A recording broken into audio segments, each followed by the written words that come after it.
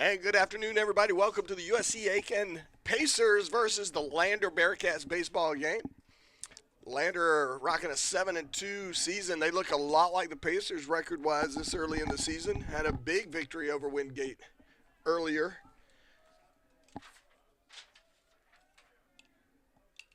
At bat for Lander right now is Matt White. And on the mound for the Pacers,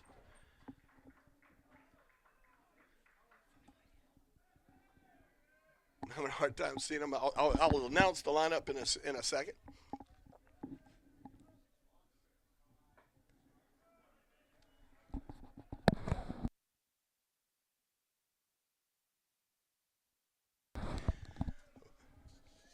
One pitch. Wind blowing to left field. Beautiful day. Skies are blue. It's a good day to be a Pacer. And pitch catching the inside corner, 1-2. Brooks Calvo is on the mound for the Pacers. Apologize. Defensively for the Pacers, you got Banks at third. Hammerman at short.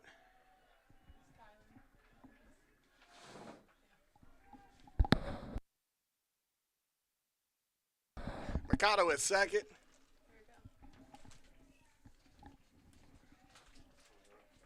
Pereira at first. The 2-2, Matt Schoen catching, and that ball called strike three. So right off the bat, Calvo throwing the strikes. Chaz Powell being left field. Mitchell Price is in center, and in right field,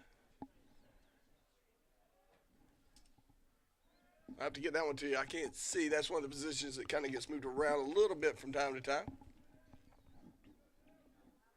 But we'll get it to you as soon as possible. First pitch missing, ball one. Wind blowing straight back into the outfield. In the right field for the Pacers is Luke Westerberg. Westerberg, there you go. Thank you for that. Running a little bit behind, we're trying to fill our lineup, so we had a couple things we had to take care of, so we apologize about that, folks. But we're here now, and that's what matters. 1-1, last call, strike.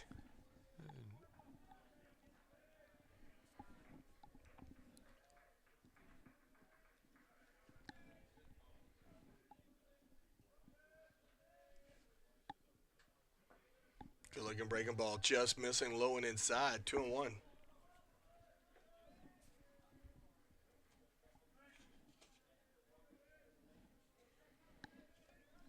Just south of 60 degrees here in Aiken.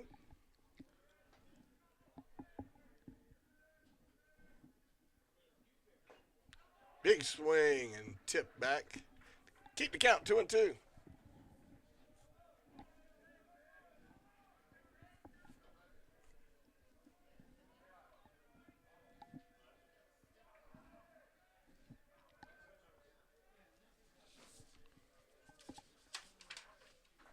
Big swing and a miss there for strike three. So Calvo looking strong.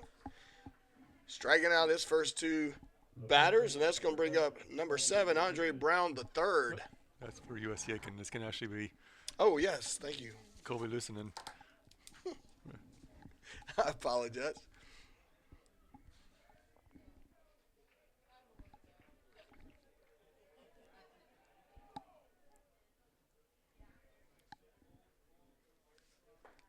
Signan watches the first go by, strike one.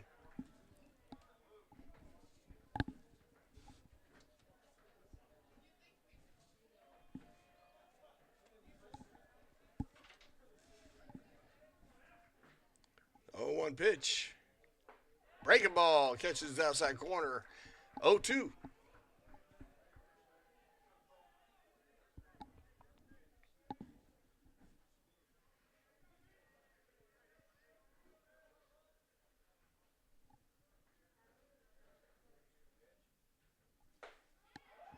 Nice looking pitch there. It's just missing the outside corner. Tried to get him to chase it. Had a little extra heat on that one. Max Schoen may have a bruised hand after catching that one.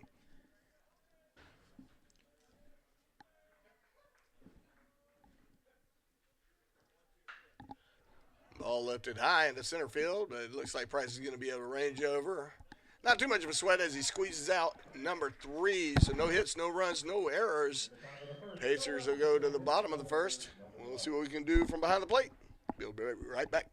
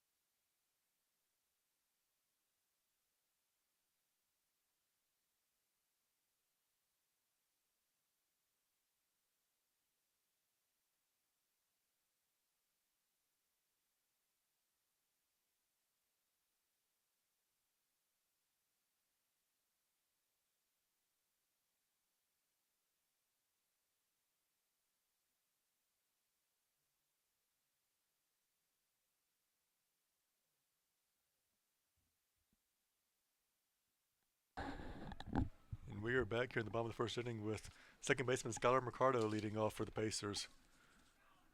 Mercado comes into the game with a 273 average, has 6 assists on the year, 2 of them are going for extra bases. But as we talked about before, Lander fans, if you want to hear an interesting story about him, go to pacersports.com, look at a closer look, go to the archive section on the left-hand side of the page. Outstanding story about him overcoming adversity. Lost his father in 9/11. Was a firefighter up there. Right. Even if you're not a Pacer fan, it's still something that'll warm your heart and inspire you to see the fight that this kid has had his whole life.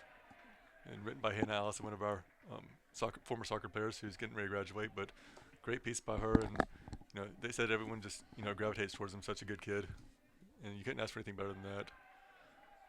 That ball missing outside. 2-1 is the count.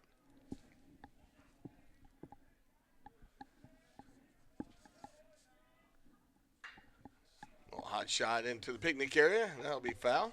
And you got Will Jones on the mound for the Bearcats. He's a senior right-handed pitcher, 6'1", 187 pounds, out of Cordell, Georgia, Middle Georgia College. Seems like a lot of people in this conference are from Georgia Perimeter or Middle Georgia College. Mm-hmm. Seems like that's it. It seems to be a testing ground for a lot of these young men. It's 3-2 count. Good looking pitch, catching the outside corner from Mercado. Heads back to the dugout with a K. That's going to bring up left fielder number 12, Chaz Powell, who comes in the game with a 471 average. No, not too bad. 5 of 16 hits for extra bases. He's slugging 735. 1980s music. My favorite.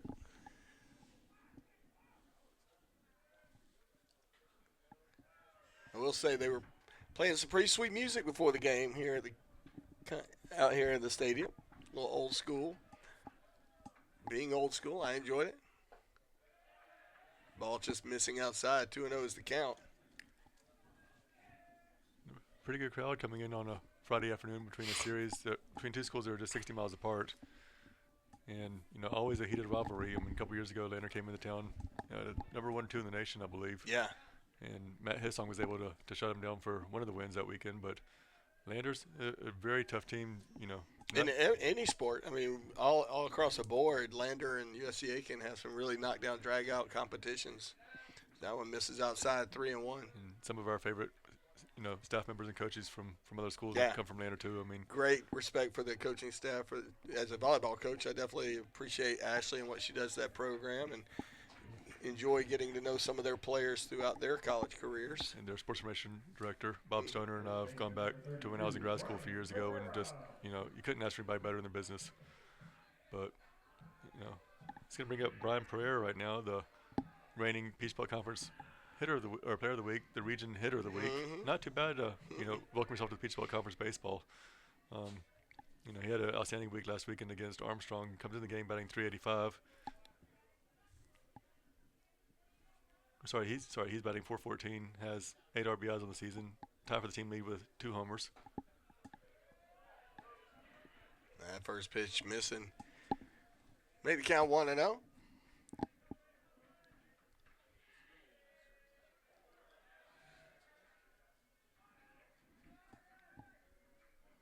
Jazz fell out to a pretty good lead.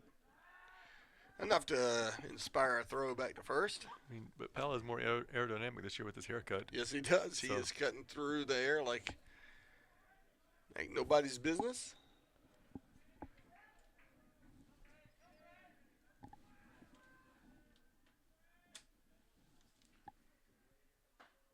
That ball just missing inside. Catcher tried to frame it.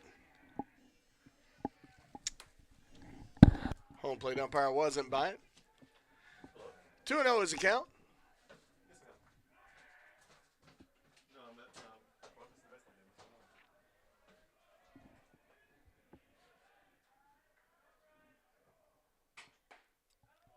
Breaking ball, bends just inside. Made the count 3-0.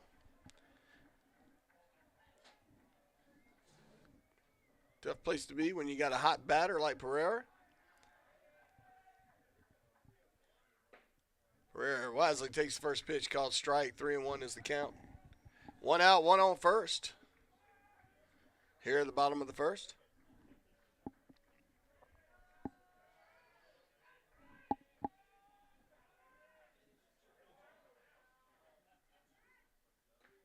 That ball in the dirt, and Pereira's going to walk.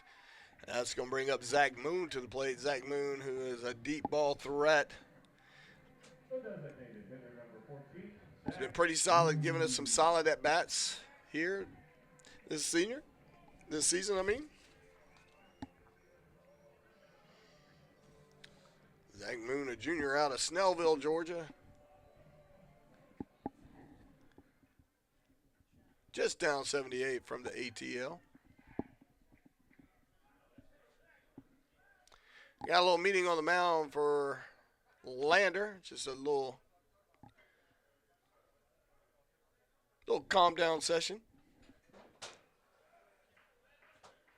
Entire infield is there. The only ones anywhere near the bags are Pacers, standing on first and second.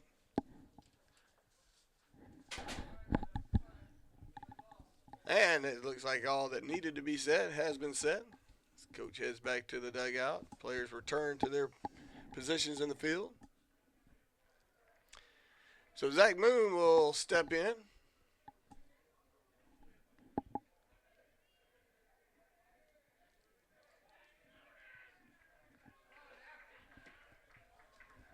So all is well. The 0-0 pitch here.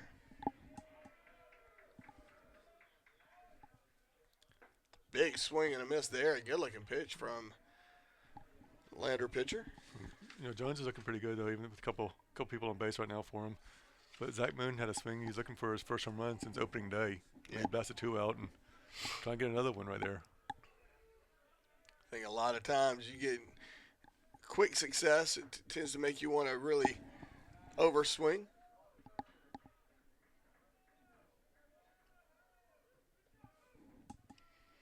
So we got the 1-1 pitch. Runners on first and second, one out. The wind's blowing out towards right field now. Seems to either swirl or not blow at all here.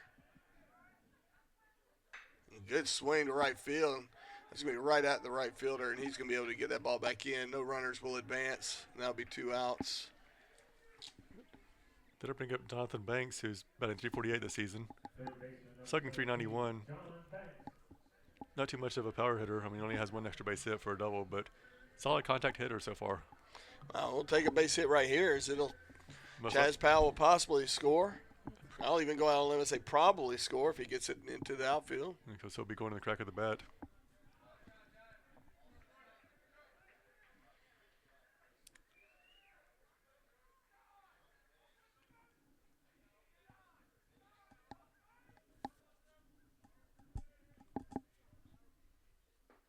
Big swing and a miss there.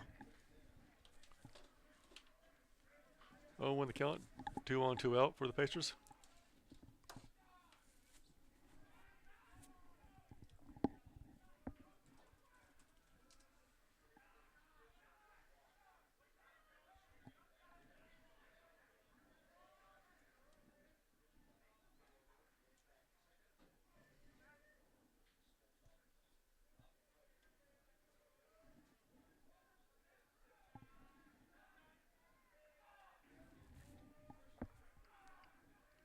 Oh, 1 pitch. I'll catch the inside corner. Making the count 0-2.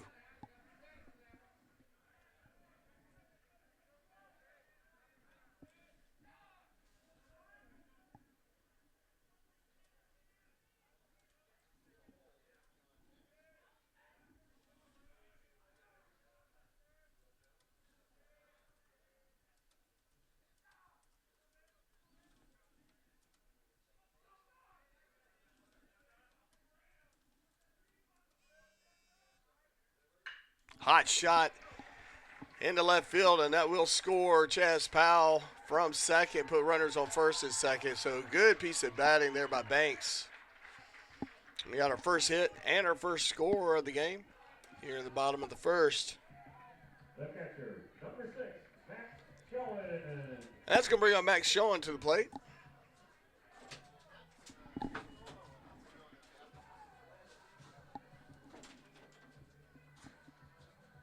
Banks really launched into that. Great piece of hitting there.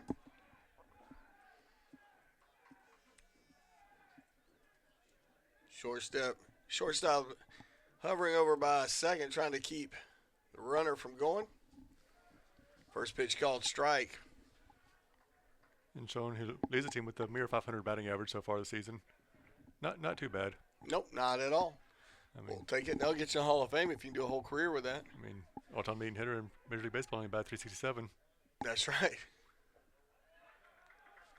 Good effort by the catcher of Lander to keep that ball from getting to the backstop, because we got 2 runners that would have easily advanced to the next bag. Count is 1-1.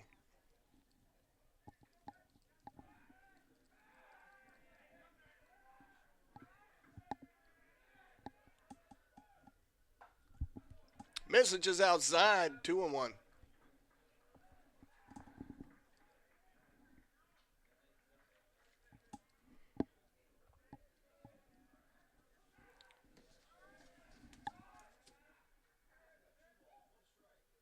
Hot shot, right same spot that Banks sent it, and that's going to score. Pereira's running in. He's going to stand up, touching the plate. So Pacers here at the bottom of the first go up 2-0 on 2 hits. Couldn't ask for a better start at all for head coach Kenny Thomas's team. Right. Kenny Thomas has got to be giggling right now a little bit. I've never seen him giggle. I don't think I want to either. He's but a chuckler. He is a chuckler, I'll give you that. Yeah. It's good. Especially when it comes to his own stories. He starts laughing before he gets them told. And I'm like, I missed the whole point, coach, but he's a funny man, that's for sure. And Tyler Ammerman's going to come to the plate for the Pacers. He's going to foul the first pitch straight back. Batting just under 300 on the season, 280. Not bad coming in, considering the shoes he's filling this year. Doing a good job defensively, and I'm sure he's working on his game offensively. 300 is not anything shabby as that ball is called strike. So 0-2 is the count.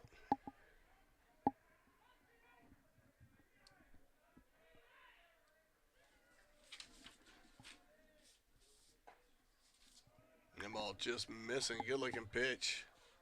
Hammerman showing some discipline there, not swinging.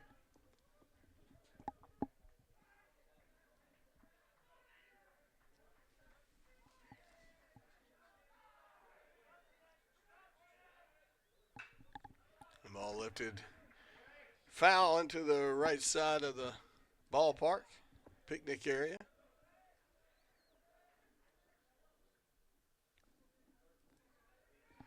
Runners on first and second, 2 outs. Pacers got a little something going.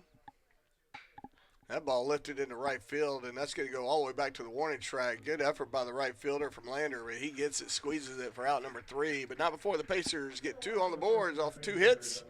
No errors. We go to the top of the second. Pacers lead 2-0.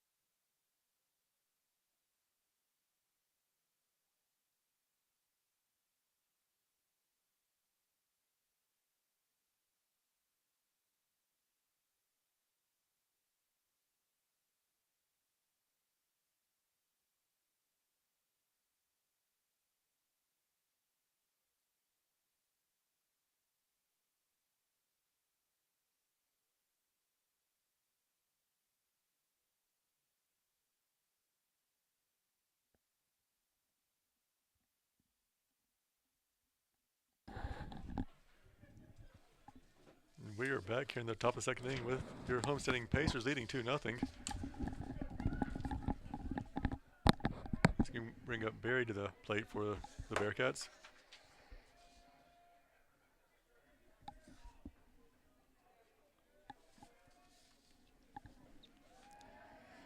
First pitch called strike. Nice breaking ball by Calvo.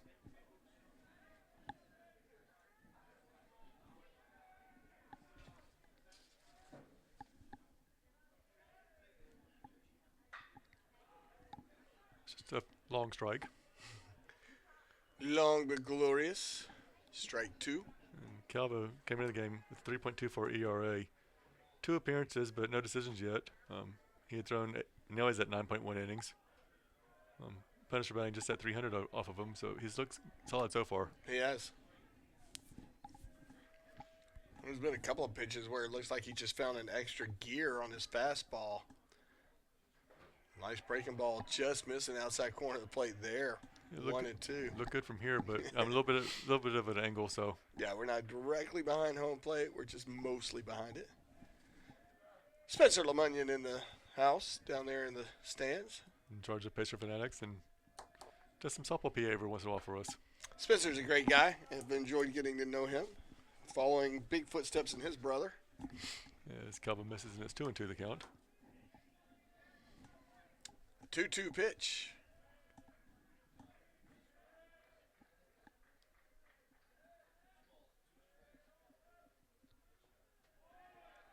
Barry's been able to work it full now, 3-2. that Jazz coach down there in the stands? That is. They have a couple of women's basketball players Nice. getting ready for senior day tomorrow, but Jazz is a junior along with, Bailey Levin's in their crowd, which, She a freshman? yep. She a freshman.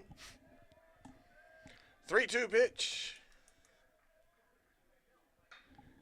Little check swing, fouled out of play. Count will remain full. Good crowd from Lander. Of course, you would expect that to be the case. They always travel well, it seems like, when they come here. Every sport. Yep.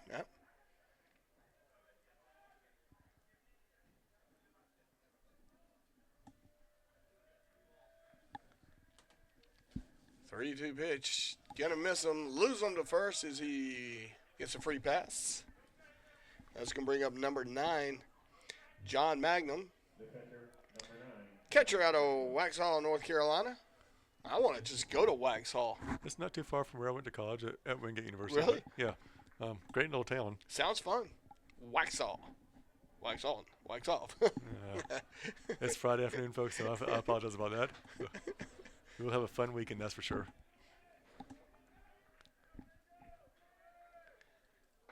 Good looking pitch called strike.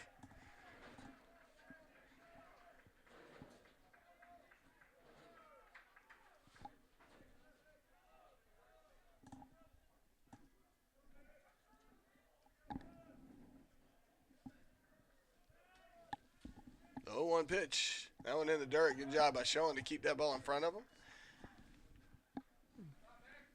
In the crowd today, you see a couple of newspapers here with the Aiken Standard and Augusta Chronicle, along with Channel 12 TV. So, this is an important game for the region as well. I mean, both teams.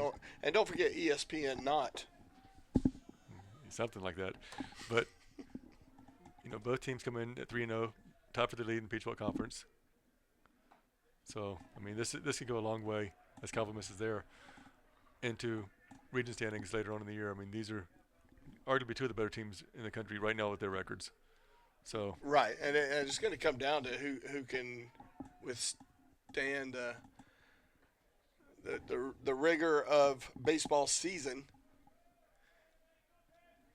Everybody starts out fresh. How do you hold up? And that's always been a telltale sign, one way or the other, for any program. That ball in the dirt.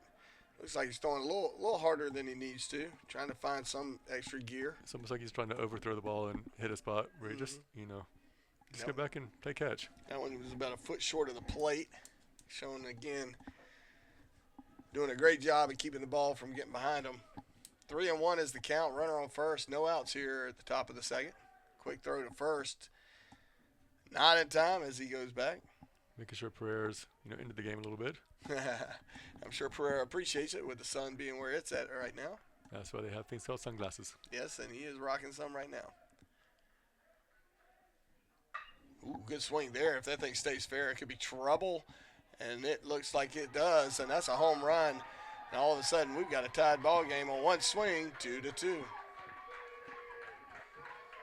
The ball looked like it wanted to hook foul, but then it just kind of straightened up. So a lot of power on that. So it's like starting back over. It's 2-2 now.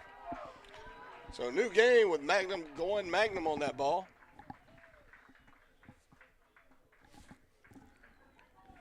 The left fielder, number 13, Taylor. That's going to bring up number 13, Taylor Kellner. Kellner out of Spartanburg, South Carolina.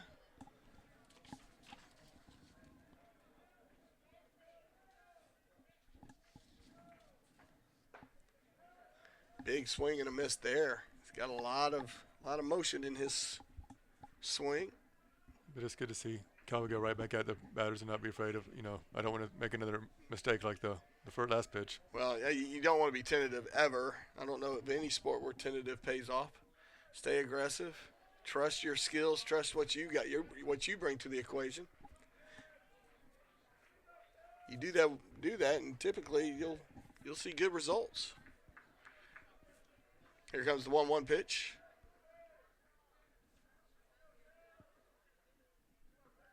Oh, now it's going to hurt. That one, Kellner took that one off the back of his ankle. That ball just kind of got away from Calvo, and we got a runner on first. The second baseman, number 22, Mason Dodd.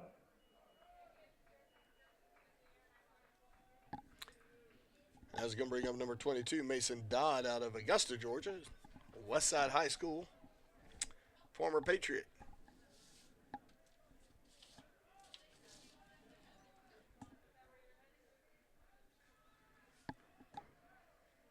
You know, it's impressive to see on both these teams the freshmen that are getting playing time.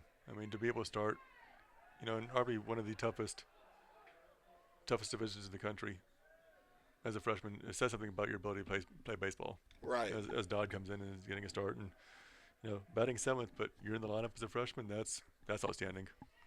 And of course, I mean, we've commented on this, and good throw by Calvo to first, and that'll get the runner, Taylor Kellner. He got a free pass onto the bag, but quickly sent back to the dugout. Nice move by Calvo there.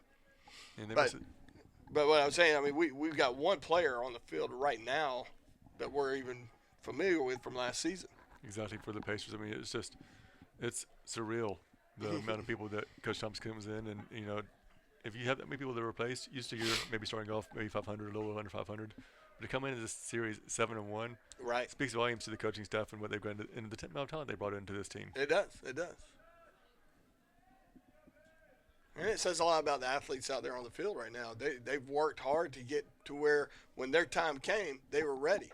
And you can't say enough about that player. In fact, those will probably be my favorite players are the ones who aren't the starters, but fight to stay ready for when the opportunity does avail itself. They're ready to come in and do their part. Absolutely. 1-1 pitch. Now I want to catch the outside corner of the plate for 1-2. That was a nice pitch. You could almost see the seams on that one breaking back in.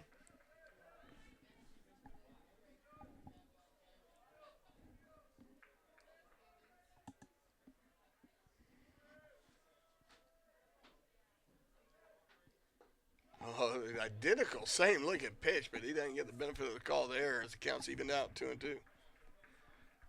Might have been a hair difference.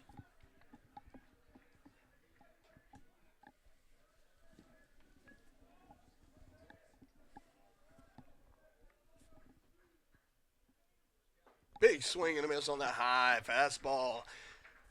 For out number 2. That's going to bring up Ryan Troutman. St. George, South Carolina native.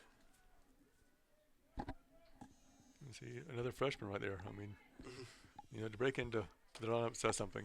Well, you know, you look at the Lander team, and they just look small in numbers.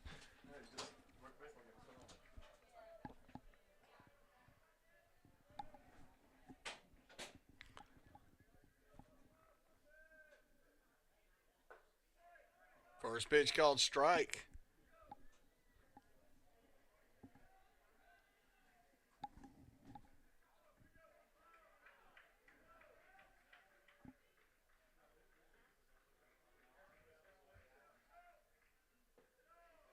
And ball missing low and away. Even the count 1-1.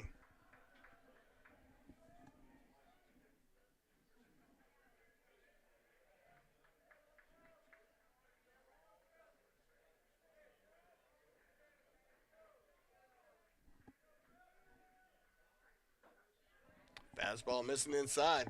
2-1 is the count.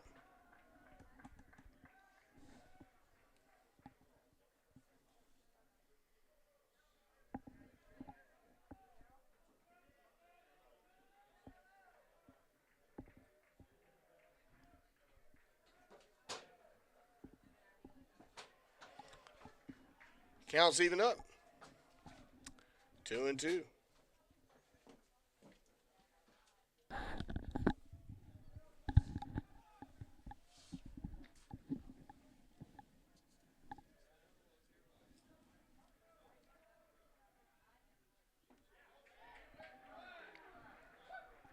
Half the crowd wanted that when they thought it was a call to a strike, but now the count's full, 2 away. We'll see what delivers.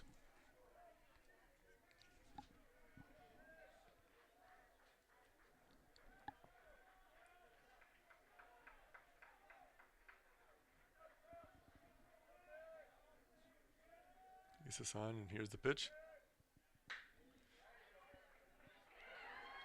Chopper into left field. I think Banks thought that Amber was going to get it. Amber thought that Banks was going to get it, but Yeah, either way, it looked like, Left and fielder number 6, Banks should have got that. Banks had it. it looked like he should have. But either way, you have a Bearcat on first, and not going to bring up number 6, Jordan Curtis. Bottom of the order. Another freshman out of Tallahassee, Florida. There's another school down there in Tallahassee, in there? I think so, but he actually went to the high school I was supposed to go to before I moved, Oh. Lincoln High School. Oh, okay.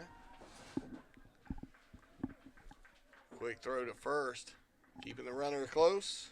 And I'd really almost be staying on the bag after he picked a teammate of mine off. Yeah, right. And he doesn't have as big a lead as we're used to seeing off first. Calvo has inspired a little bit of a caution within these base runners on first. First pitch missing for a 1-0 count. Good looking crowd out here today at the Burt. It's not Sprout, not, I can't even say the word anymore. Surprising? No, it's not at all. I mean, you have a, gorgeous afternoon. A little bit of wind in the air, but Beautiful weather. You cannot ask for better weather. Maybe a few degrees warmer, but light jackets seem to be the norm out there. Long sleeve T-shirts. Big swing and a miss there for strike 2. it feels a little bit better outside than it does in the press box. That for right now. I mean, when the sun goes down, it might be a little bit different story. Right. It's warm in here. It's part of our broadcasting weight loss program. Sadly, for me, it's not working. Me either, but dadgummit, I try. Snap throw to first and not in time. Basketball great Caitlin Grasillo just walked in to the Burt. She will be celebrating her senior day tomorrow. Yes, she will. It's going to be sad. It's, she's had 2 great years here, and after transferring from Presbyterian College, and she worked for me last semester. Absolutely tremendous kid.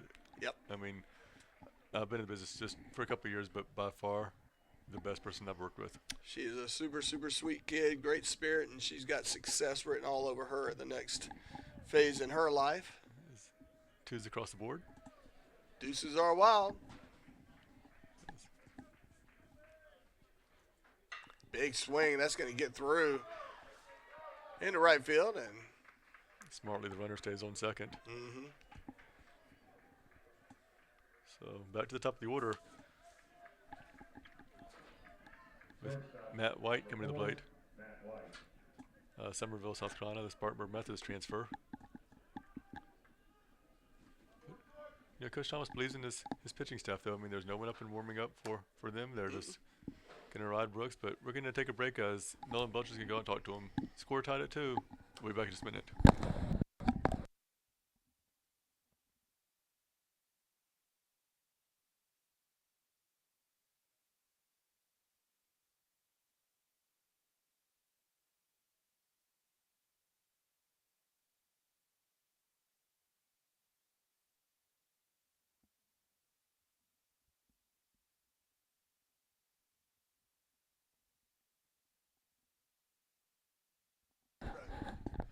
And that was a quick little chat saying, Nolan saying, hey, we've got dinner at 7 o'clock, 7:30. We need to make sure we're on time for That's right. reservations. We got reservations, so let's go ahead and step this up. Expedite the process. Good looking breaking ball coming back across the plate for strike 1. It seems like his breaking ball is giving Lander a little bit of trouble. Between that and his fastball, and I mean his breaking ball, I'd probably say it's probably not a huge difference in speed, but it's enough to keep these guys on their heels a little bit. Little chopper to short, quick play to second, bang, bang, out number 3. So Pacers retire the side, but not before. The Bearcats even it up 2-2 as we go into the bottom of the second.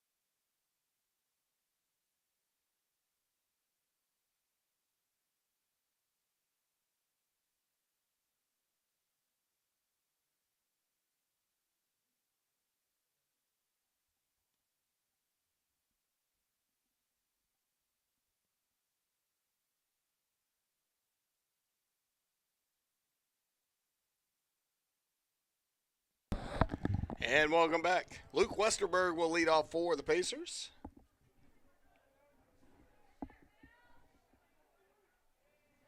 Junior out of Trenton, New Jersey. He'll hit that one off the handle, and it looks like it's going to be an easy play for the shortstop for the Bearcats for out number one. So one pitch, one out. Center fielder number 1, Mitchell Price. And that's going to bring up number one, Mitchell Price, center fielder out of Columbia, South Carolina.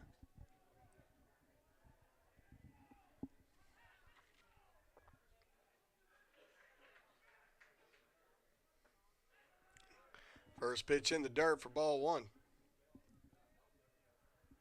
2-2 is your score here in the bottom of the second. Pitch just missing low and outside for ball two.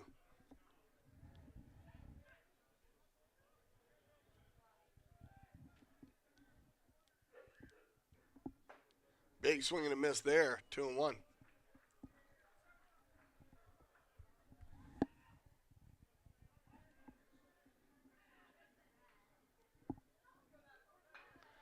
Price throwing down a bunt.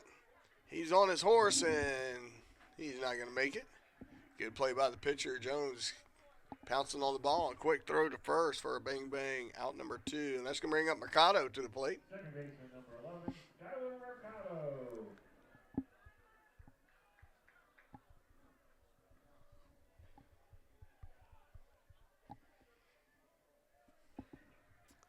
Skyler Mercado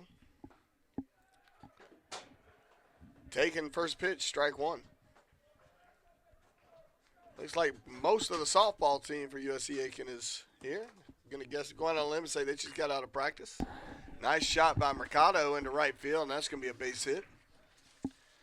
So good hustle on his part. Good at bat. Fielder number 12, Chaz Powell. That's going to bring up Chaz Powell to the plate with a runner on first. 2 outs. And Powell walked and scored back in the first inning after a couple base hits. So we'll see how he will do it this at bat.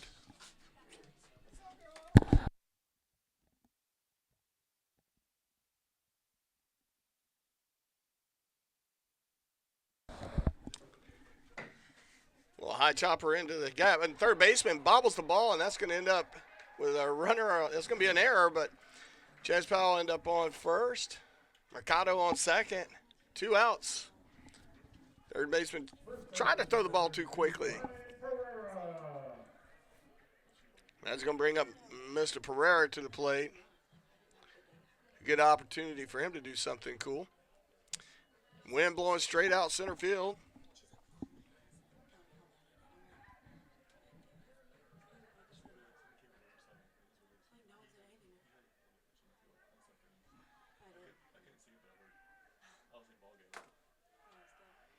So the 0-0 pitch. We want that 0-0 to be on Lander, not Pacers. First pitch missing, 1-0.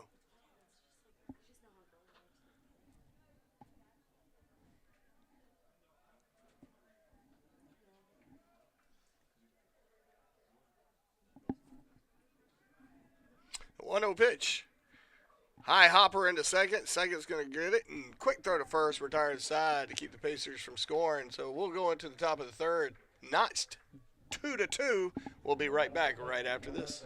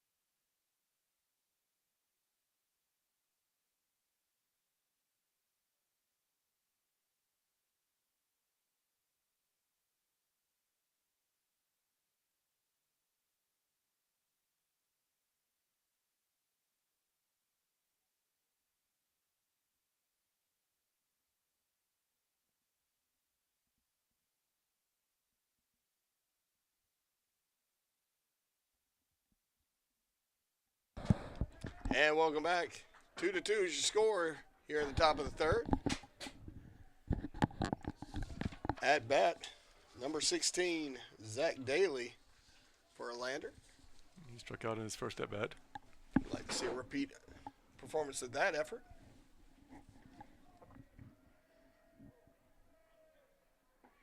Good looking fastball there. Looked like a two-seamer catching the outside corner of the plate. Make the count 1-1.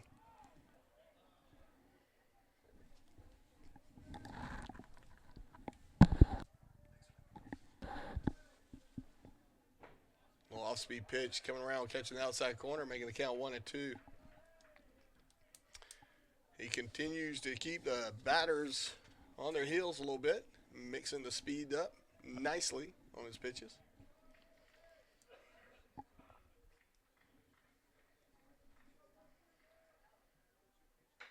Big swing and fouled off his left hand, it looked like, keeping the count 1-2.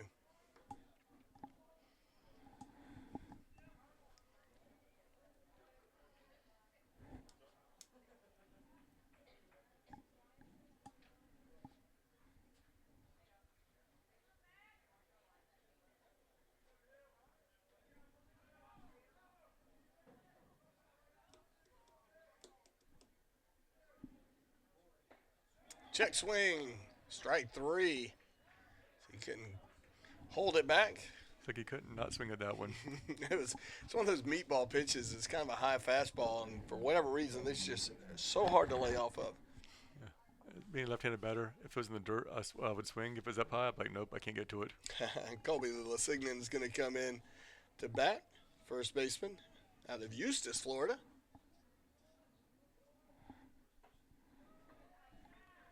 First pitch missing 1-0. Waiting for it to break back, and it just never did. Kind of the case with all my breaking balls. They were kind of like fastballs? Yeah, without the fast. So they were just throws. Yeah. Or a toss. Good looking pitch there, catching the outside corner, 1-1. And that's why he played college soccer instead, right? Yes, it is.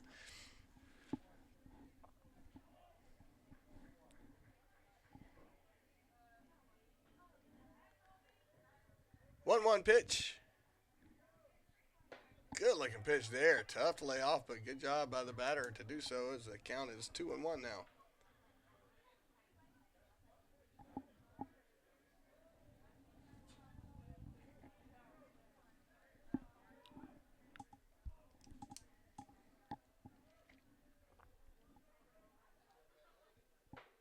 That ball missing outside, 3-1. It's got to be a little bit tough for the lefties to see. It looks like they're looking to the sun a little bit. It might be a little bit of a factor for them. That ball missing way outside, so Zignan will end up on first with a free pass. Can bring back up Barry, who walked in to lead off the second inning and came home a batter later on the home run. Yep. So, a little meeting on the mound there between catcher and pitcher. yeah, kind of wonder what they're saying. Hey, let's go ahead and get out of the inning. What do you normally say? Just, hey, throw it where I put the mitt. Well, you got some catchers will take the direct approach and go, come on, we can get this guy. Just calm down. Then you got some that use distraction as a mode of breaking a. Like, what did you think about that math test today? Yeah. Quick throw to first, not in time. He's got a great pickoff move. He really does. And you don't see that too often with a right-handed pitcher.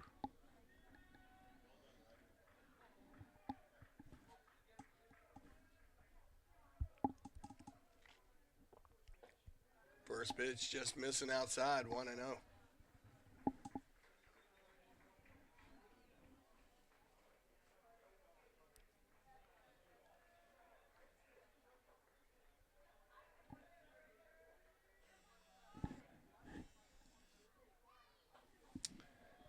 Breaking ball missing outside.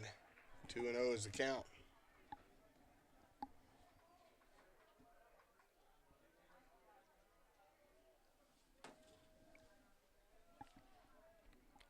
Score is tied at 2 here in the top of the third.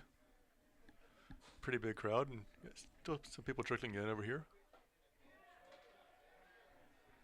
As he misses outside, 3-0 the count.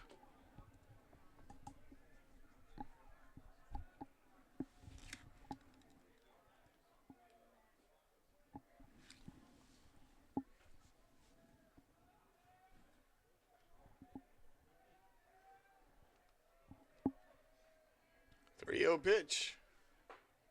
Strike one. And you could tell that Barry's just taking another way. He's sitting up straight, bat on the shoulder, just said, throw a strike. Pretty sure I thought I saw him eating some nachos and cheese. Something over there, just kind of waiting to see if Calvo could throw it over the plate. Which he did, so it's 3-1 with another great pickoff move. And definitely keeping the runner close to first. He's basically just falling back into the bag.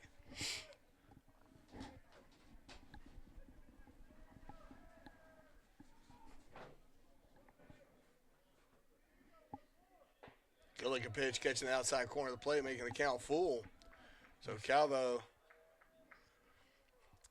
looking good pitching, and then kind of lost the ball on the throwback to the mound. Of course, Schoen had a short hopped it to him. Short hopped it, and it kind of ended up above Calvo. That awkward where'd it go moment. At least it wasn't softball where they would try to run on that, though. Well, softball, you got, what, 30 feet? Yeah, it seems like it. It does. 60 feet, if I remember right.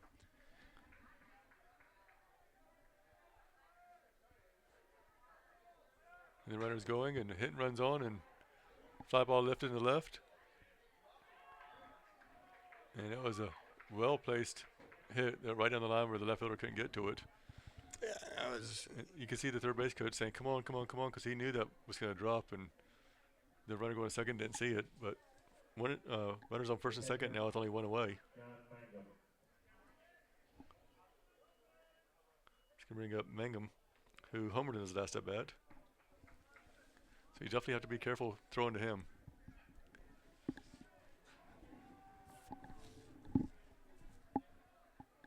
Do you think they do a parody of Mangum style up at Lander? If not, I think you just gave him a good idea.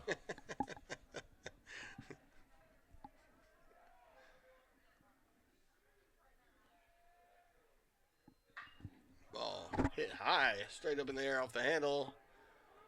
Looks like the wind got a hold of that thing, and Banks just got all turned around, lost it. And that's one of those moments where you kind of wonder where was the rest of our teammates. And they were just kind of standing there. I think they were waiting for him to get it. And, you could tell when he got into the shadows, he couldn't tell where the ball was. Well, and maybe he could. The wind was you don't want to do that with a guy who just drilled a ball that hasn't landed yet, his last at bat.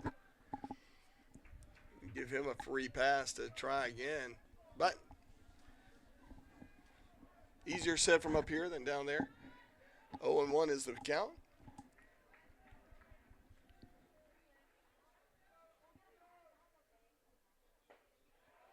Good looking pitch there. And a bold pitch. That looked like it was right in the wheelhouse. Absolutely, and you can tell that Mangum was probably looking for something off speed on that pitch. Right. Give our pitcher credit on having the nerve to throw that.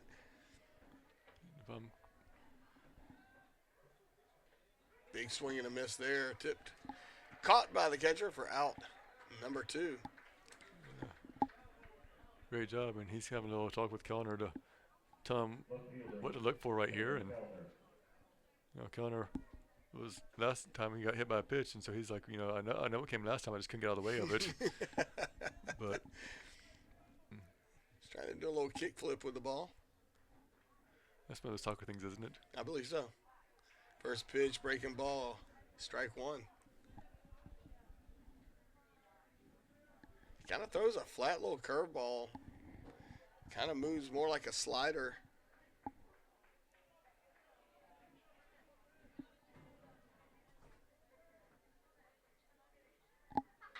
Hot shot to first. Pereira with a diving play. Quick flip to the pitcher. And he's out at first in time. So good hustle by Pereira. Good cover by pitcher Calvo. And that'll retire the side. So Heading into the bottom of the third, Pacers are tied 2-2. We'll be right back.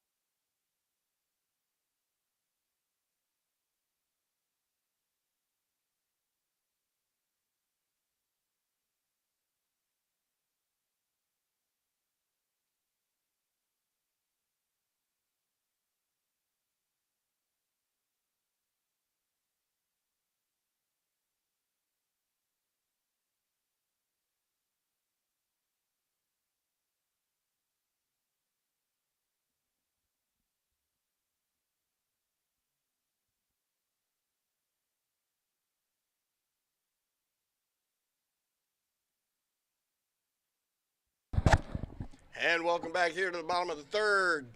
Score tied at 2. Zach Moon to the plate. Jones remains on the mound for the Bearcats. Breaking ball just missing inside corner of the plate. Make the count 1-0.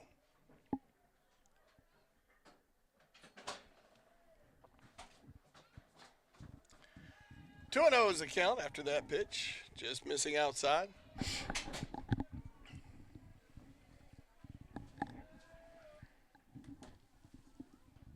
That ball in the dirt. Make the count 3-0. So Jones all of a sudden struggling to find the strike zone. But I wouldn't want to pitch to Zach Moon either, though. No.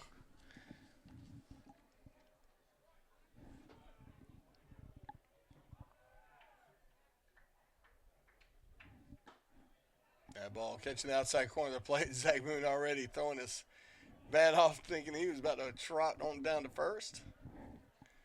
Got to be careful when you do that. Sometimes home plate umpires get a little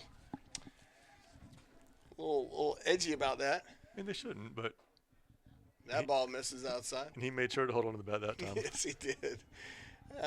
Yeah, it's one of those things where you kind of are showing them up, but then again, It's a difference of opinion. it is. It's a matter of opinion. You're right. Let's see, bring up Jonathan Banks, who singled and drove in a run back in the first. Sorry about that. Tough time talking today. It's Friday. I know that means just we have basketball, baseball, And softball. and tennis home tomorrow. No, Then Sunday it's the same thing except minus the basketball. We have baseball at 2 o'clock. We have softball at 1 and 3, and that's home right. tennis. So We're living the dream, people. Living the dream. This is why you go to school. You get your education. You get to participate in fun stuff like this. And I sincerely say that, actually. we usually have a good time on the weekend. I mean, We do. as Banks swings and misses the first one, 0-1 the count.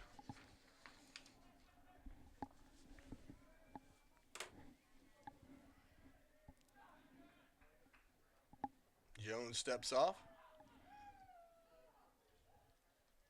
Do I call Brielle Jungblatt and Ashley Lawrence out for? They walked into the stands with nacho and cheese, and they're nowhere near their friends. They went way over them. Do you see them? I did. Way off by themselves, hogging that stuff to themselves, not wanting to share. I'm okay because I can't eat cheese, so win the count. I'm tempted to go over there and bust them out and get some of those nachos and cheese. The 1-1 pitch. The things you see here at the Burt, But I tell you, the cassette stand is on point this year. they've done a great job. They really have. I mean, it's open till the 7th inning, so I mean, fans that are listening on the way in, stop by. You got time. Don't even worry about getting dinner. Just come over here and grab some food from here. Yeah, I mean, if you're a student and you're one of the first 100, which I'm willing to bet that's probably, they might have a few left, but you can get a free hot dog. This is looking for Spencer LeMunion. He's holding on to a few of the tickets, I believe. 1-2 pitch. Little slap shot. That's going to that's going to eat up the second baseman. First baseman kind of stumbled as he went to make his way over towards the ball, and when he did that, that meant the second baseman had to go for it. Second baseman did a great job, but can't really make anything happen from it. That puts Pacers on first and second as Max Shawn comes to the plate. And they're going to give him another hit, as they should. Yeah, it would have been a great play.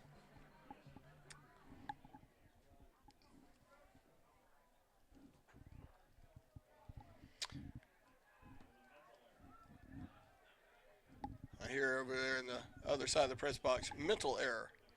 That's because our PA announcer doesn't even need a microphone sometimes. He's got that golden voice. He That does. ball fouled back.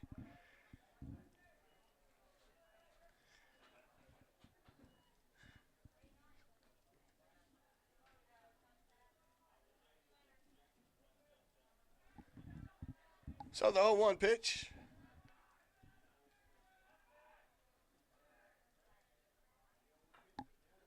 That ball fell straight back, making the count 0-2. Anything to get the runners advanced. Take them out of double play opportunities.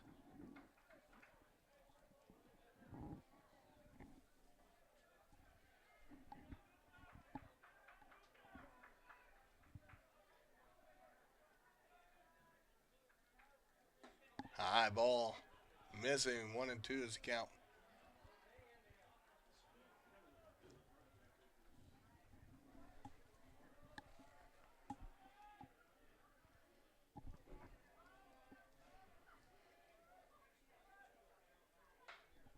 Fouls that one back.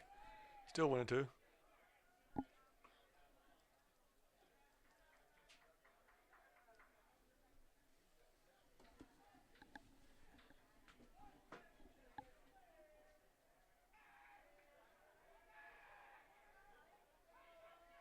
Jones gets the sign, looks runner back at second base. And Banks smashes one deep into center field, but the wind's going to hold that one in at the warning track. But the runners are going to tag up and move to second and third now. So with one down, got two runners in scoring position. Great job by Schoen. The shortstop, Ty It's going to Emmerman. bring up Tyler Ammerman, who flew out to right field on a line drive in his first at bat. Now another fly ball, at least score one run. So, but Coach Thomas is hoping that he'll get at least 2 runs in, if not 3 here in a moment.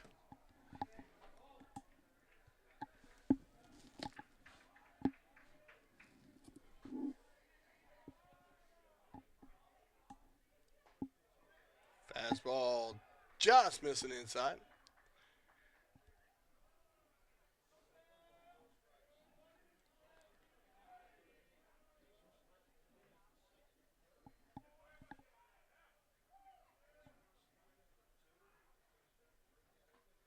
That ball gets away from the catcher.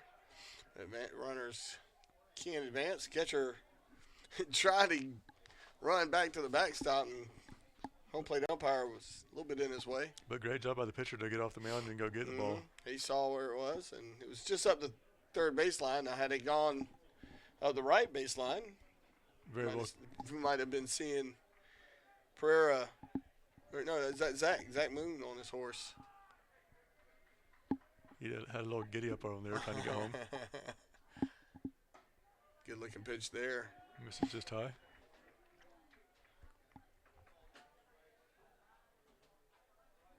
Three, the count. And if you're Ammerman, I'd be just saying throw it in. But she did. Mm-hmm. So 3-1 the count with 1 away. Runners on second and third. Score all tied at 2 here in the bottom of the 3rd inning.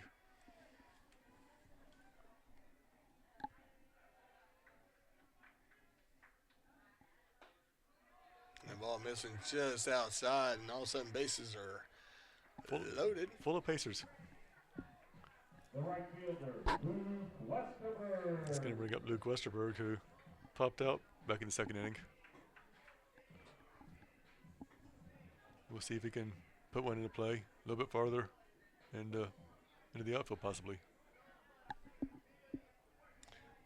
Watching freshman Sarah Timmerman try to figure out how to get her seat to sit down while she tries to sit while her hands are full. Yeah, it's easy. She just asks for help. Well, and her teammates are obviously enjoying this as much as I am. They're not helping her.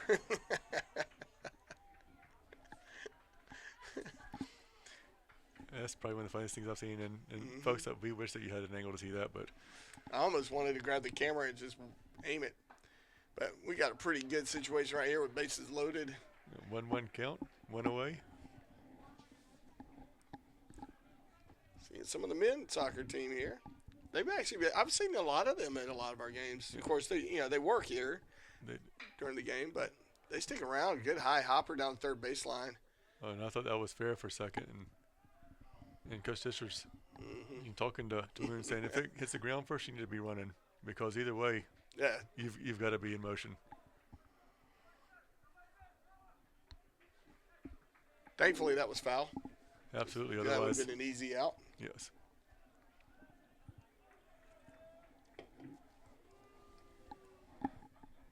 Hot shot. And that's going to drop in one, and Dish is waving around Powell. Sorry, not Powell. It was Banks, but then holds it back. Banks ends up going back to third. So good piece of heading, keeping the bases loaded as Price comes up to bat. So the Pacers actually take the lead here in the bottom of the third.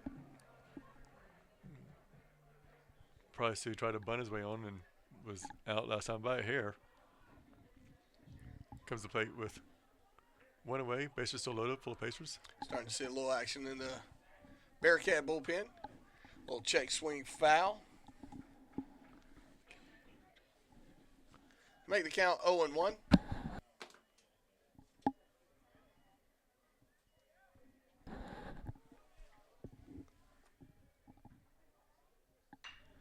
That ball lifted shallow left field. Left fielder calls it. He's going to go. Big throw. And he's going to be safe. And the runner from second is going to move up to third. So it's 4-2 USC Aiken now. And left fielder overthrew that one just a hair. And when I say hair, I'm talking about 70s afro. So more hair than I have, thanks. And that's going to bring up Skylar Mercado, who's 0 for 2, or sorry, he's 1 for 2 on the day. Mercado coming up to the plate with a scoring opportunity. And if you're the Pacers, do you go ahead and send the runner from first to second and send Luke over? And because if they make the throw down, then you have a chance to score another one right now. Right. This is why baseball. Or Kenny Thomas was running a lot of double steals last year. He did. I haven't seen that much this year. Yeah, I remember against Newberry it worked last year. It seems like he a number of times. Of course, he had some amazing speed with Costin and some of those guys. T.J. Costin and Tyler Moore. And golly, those guys were so fast. High chopper just out of reach of the – and it squirts away from the second baseman, but great effort by the second baseman as he slings it to first in time to retire the side, but not before the Pacers add two. They lead 4-2 as we go to the top of the fourth. We'll be right back.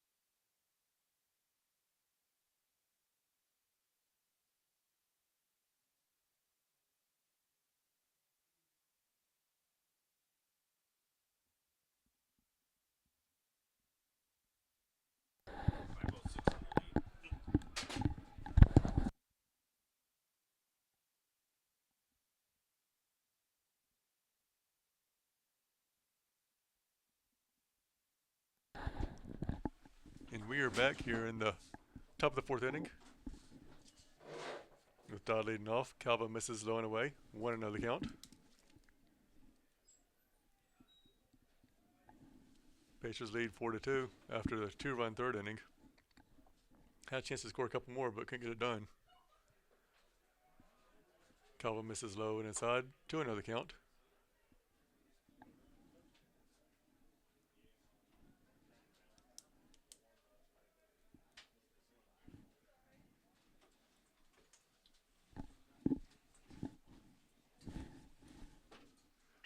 Another pitch. Dodd smashed one to the left side for a single. Third baseman, Ryan Troutman. It's going to bring up Troutman, who's one for one so far today. Single back in the second.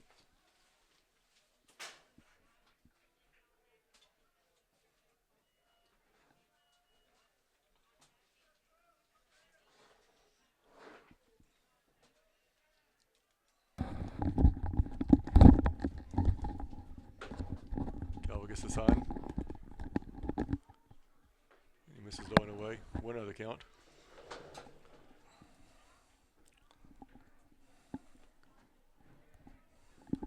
And joining me in the booth up here is Athletic Director Randy Warwick for a few minutes. Brent, good to be here. It's good to have you down here. It's good to see that 4-2 Pacer lead here in the top of the fourth, too. It is. It was a tough one in the second inning with giving up a 2-run homer, but fought back here at the bottom of the third, so nice job by the Pacers.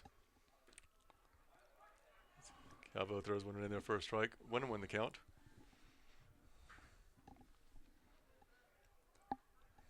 Being up in the press box, does it make you miss coaching at all? No. Had a bit of a legendary career, didn't you, here?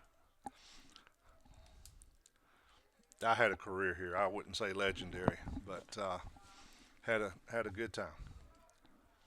Calvo misses there, 2-1. I always enjoyed coming back, watching the baseball. It is, it has a special place in my heart. Doesn't coming out to this fine facility. I mean, you couldn't ask for anything better, it seems like. No, and I tell you another thing, that people probably don't know is our baseball team and coaches take care of the facilities. And the baseball field is as good as a field as you'll find, anywhere that they play on all year long. Absolutely. My hat's off to Coach Thomas and, his staff and the players for the job that they do out here. It doesn't matter what time of day you come by, it seems like they're always working on the field. That is true. And I tell you, they've got a gorgeous day to play today, and the weekend is, supposed to be beautiful too. Good baseball weather. Couldn't ask for anything better between the two leading teams in the Peach Belt Conference. Both coming to the game at 3-0, and it's probably one of the bigger series they're going to have all year long. I believe you're right.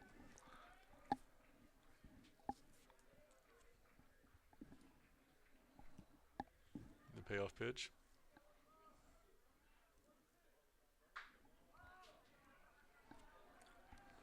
High fly ball that's covering foul, so we're going to have another payoff pitch here in a second. But coming up here and watching the games, I know that you coached for several years here. I don't know the exact number, but what is one of your favorite memories, from coaching at USC Aiken?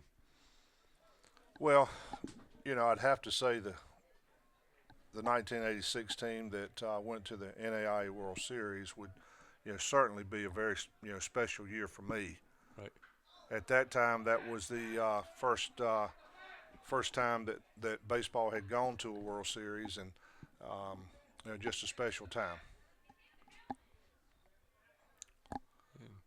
Brent, a little discussion here on the field. Looks like the pitch may have nicked the batter a little bit, and so he's going to get a free pass to first, and the run on first goes to second, and I believe they'll wave him back to second. Yep.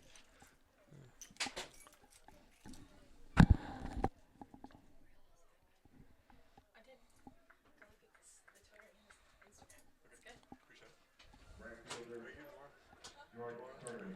Yeah, I'm doing both games. Alright, what else do we have? We got baseball 2, then Baseball at 2? Yeah. Yeah, I'll be here. Here at the top of the fourth, it looks like Lander's mounting a little threat with 2 runners on and nobody out. It is, and you can go back and test this. It doesn't seem like no matter who's ahead, the other team's always going to come right back and make it a ball game. As the squares around the bunt, and it's foul right there by Curtis. He singled back in the second inning. Brent, I think that was a true statement that you just made. That's just shows how competitive the Peach Belt Conference is and how evenly matched, most of the teams are. Is that you're not going to have an easy game anytime you go out there and play, and more than likely it's going to be a close game by the time it's all said and done. Absolutely.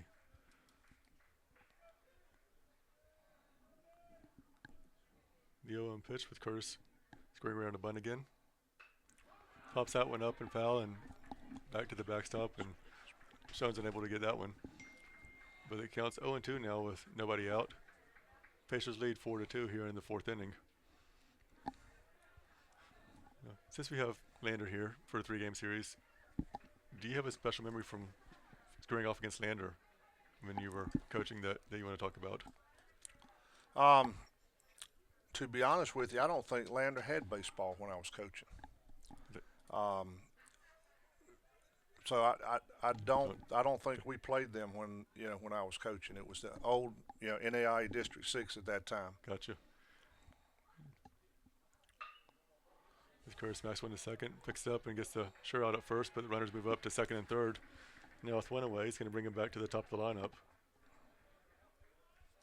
And that just goes to show you, I came into the Peach Belt Conference about 15 years ago, and everyone had baseball at that time, so I didn't really realize that they didn't have it back then. But it's going to bring up White, who's struck out looking in the first inning and reached on the fielder's choice in the second.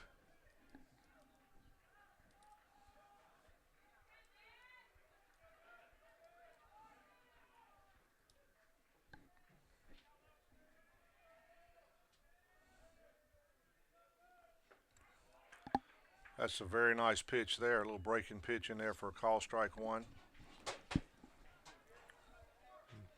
Calvo seems to be working really well with his breaking ball today. Where most of his outs have come off the breaking pitch. There's another one, a little harder, but the same result, strike 2. A little farther outside too. If you're the pitcher, you're going to throw another one even farther outside, see if we'll chase? I would not. I would make sure this one's outside. I don't know that I would throw another breaking pitch here. I'd probably go outside with a fastball and then come back with a breaking pitch.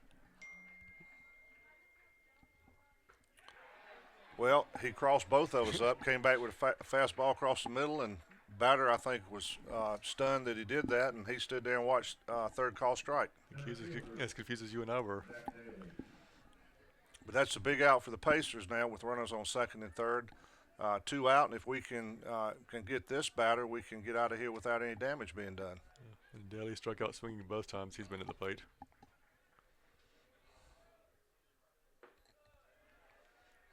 Starting off with another breaking ball outside. 1-0 count. And in this particular situation, our pitcher can be careful, not throw anything too good in there.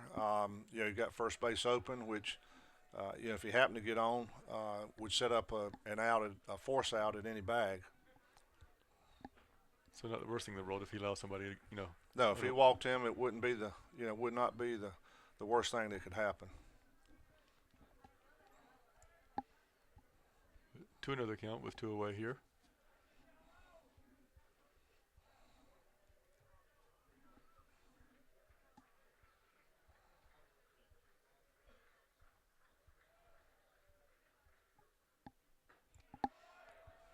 That's 3-0 outside, and again, it's 3-0, but he still needs to be careful here. First base is open, and again, if he walks, that sets up a force at any bag. And, at this point, do you almost just say, hey, we're going to walk him just to force it so you don't allow something over the plate that you shouldn't pitch? Well, I think that's pretty much what we just did.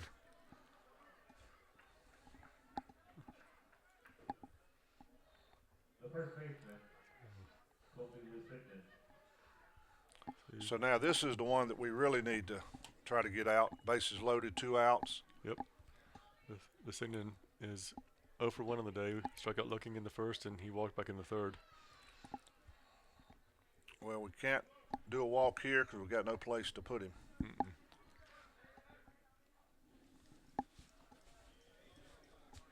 And Coach Thomas is going to go to the mound, so well, he talks to the pitchers and make his pitching change. We'll be back in just a moment. Pacers leading 4-2.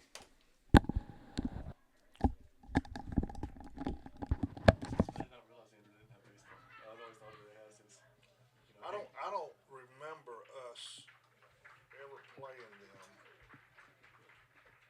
I'm pretty sure they didn't have it when I was coaching. They just had basketball for like the last 50 years or so, didn't they? Yeah. Now in And they had good the basketball left-hander programs. senior from Black Creek, Georgia, wearing number We used to 21, play Eric Davis. Erskine, Newberry, Central Wesleyan, Francis Marion, Claflin, Allen, Benedict. You know, those were the teams that we played. Coastal Carolina was in the NAIA District 6. I wonder why we were playing them so much. I didn't really realize that for Now with was it a lot of people didn't have baseball back then, like some of the other schools, because of financial reasons for the most part, you think? That would be my guess. I've always been told that the year before I came to USC Aiken in 1978, that USC Aiken was going to drop baseball until Dr. Kaufman said, "Look, let me coach it a year, and we try to come up with funds to make keep baseball." Right. And so that's how we save baseball.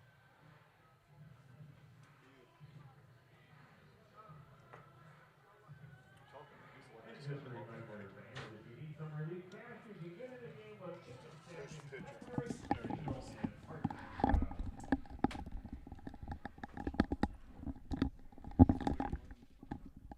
And I'll turn this back over to Chip out this half inning.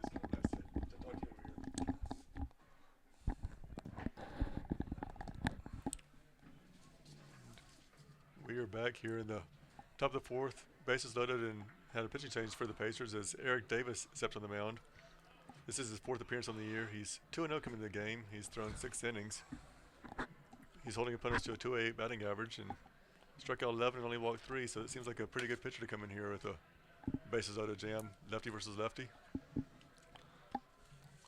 Brent, his stats and everything do look good. I hope that he can settle down a little bit. His warm-up pitches were a little high and not exactly in the strike zone. And right now, with the bases loaded, we've got to have strikes.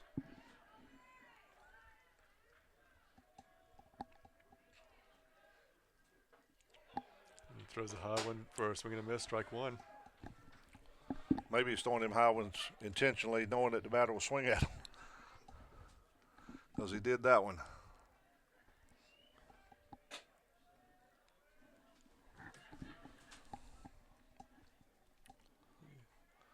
But that is good, smart baseball by Coach Thomas, playing the percentages, bringing in a left-handed pitcher to face this left-handed hitter in a very tight situation in the ball game. Swing and a miss for strike 2. And as a left-handed batter, I always loved the pitches in the dirt like he just swung at and missed. It's usually the same thing I did. But on to the count. Now this pitch should not be anywhere close to the strike zone. But it was. And it's a third call strike, and that ends the inning. So even though the Bearcats threatened, USC Aiken is able to hold them off the board. Going to the bottom of the fourth, Pacers lead 4-2. All yours.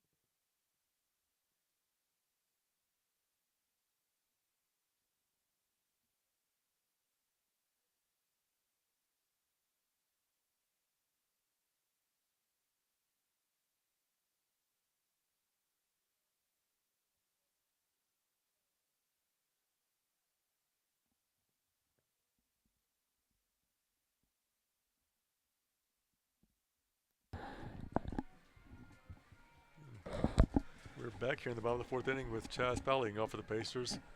He's 0 for 1 on the day.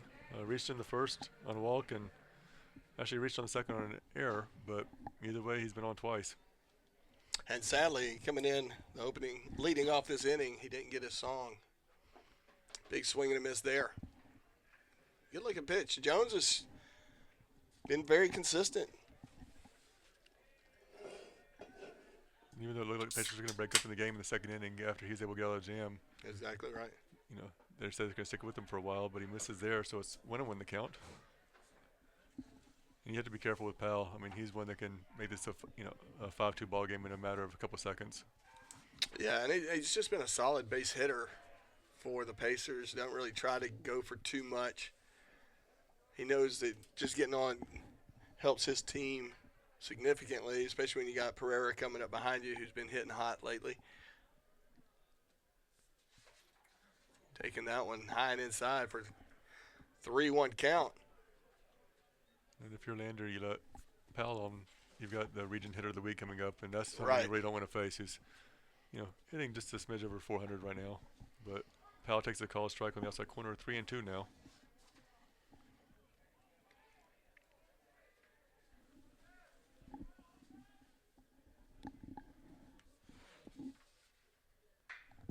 And ball lifted. Looks like it's going to be down the right field line. Let's stay. Yep, and easy out for the right fielder. So he ranges over. Wasn't sure if that was going to stay in play or not. It's a couple feet foul, but not enough to get into the bullpen over there. Right. So one down with Pereira coming to the plate. Chaz Powell a little frustrated with himself. Pereira, who walked in the first and ground out in the second inning.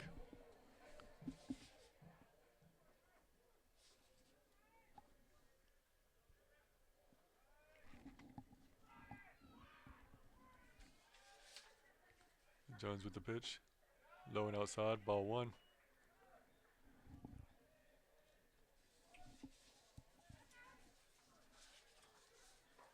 A 1-0 pitch. That one a little low. Making the count 2-0.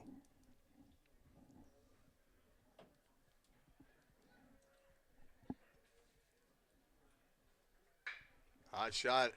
That'll get into right field. Pereira end up with a base hit there. We'll see an eye single as Zach Moon walks up to the plate. Yeah, Moon, who lined out in the first inning, walked and scored in the third inning. It seems like he's still been swinging for the fences since the opening day of the season when he hit 2 home runs and haven't been able to put one back there since then. Yeah, I think a lot of pitchers have recognized after game or season opener 2 home runs, two-run homers. Correct. And they have a little child on the mound right now, but They may be talking about what we were just talking about. it very well could be. And Moon just needs to relax a little bit, just put the ball in play, and if he's not swinging for the fences, it seems like he's been very effective since the opening game.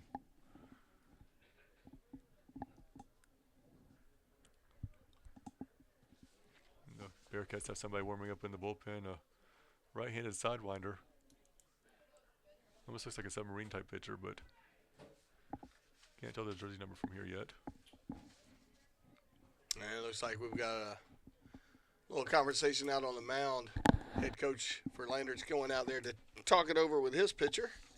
So while he does that, we'll take a break. We'll be right back right after this meeting on the mound.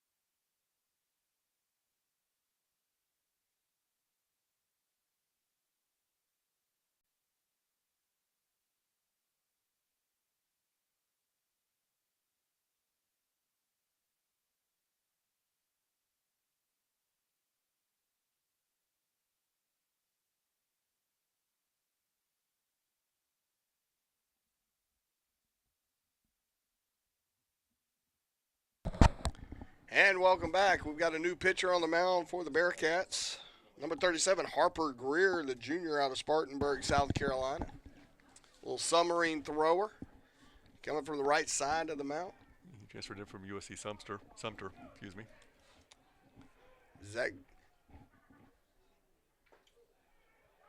Moon at the plate, taking first pitch, called strike.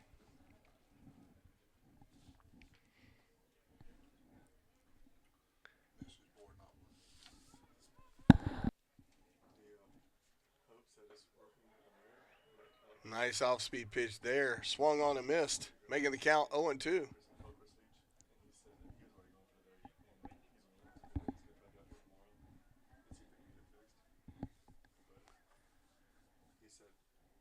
Oh, 2 pitch. Zach thought about going. Was able to hold back. Counts 1-2. I just wanted to let you know that I left the office, but the door is not locked. Okay. Tim had already gone? Yes, sir. Okay. Thank you. Hot shot. That's going to get past the diving third baseman. So a good piece of hitting by Moon. Sometimes that's what you need. A little bit of luck, a little C&I single. Third baseman, Don Banks.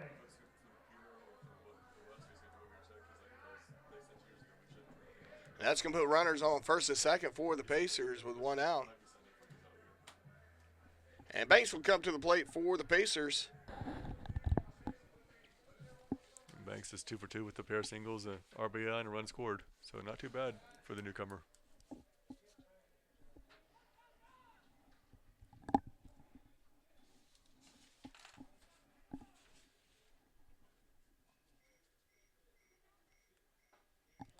Little two-seamer sneaking way inside for ball 1.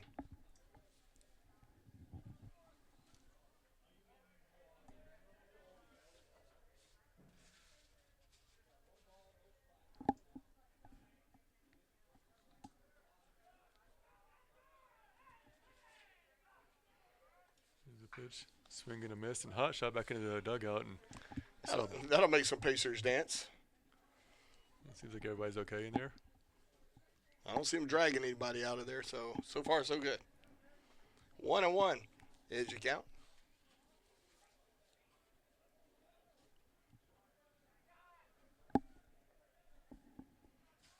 Starting to see some tennis players roll in here.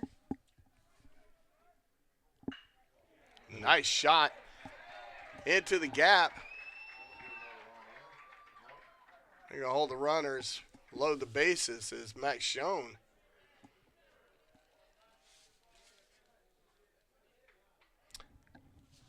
D Gears gets ready to step up to the plate.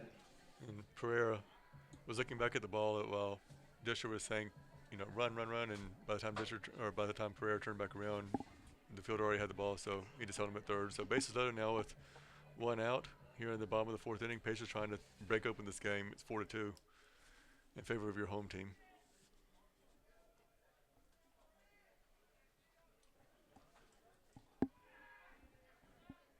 So the Pacers back in business.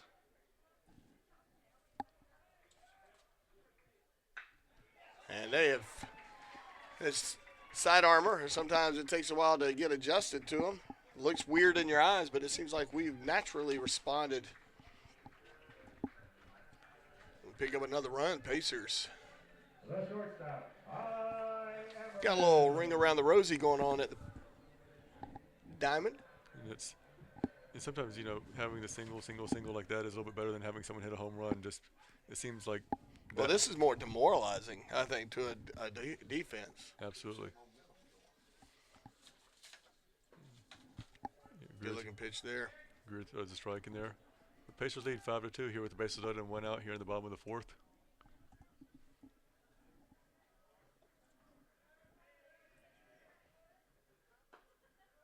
Now we're just missing outside. Even the count 1-1. Big matchup between the Bearcats and the Pacers. 2 teams that duke it out pretty much across the board in any sport. The chopper to third. Third baseman's got to make a play, and he does a great effort by the catcher to get up and catch that ball and tag the base. But still going to have the bases loaded now with 2 away for Westerberg. The right fielder, Drew Westerberg. Westerberg's 1 for 2 in the game. Westerberg, nice.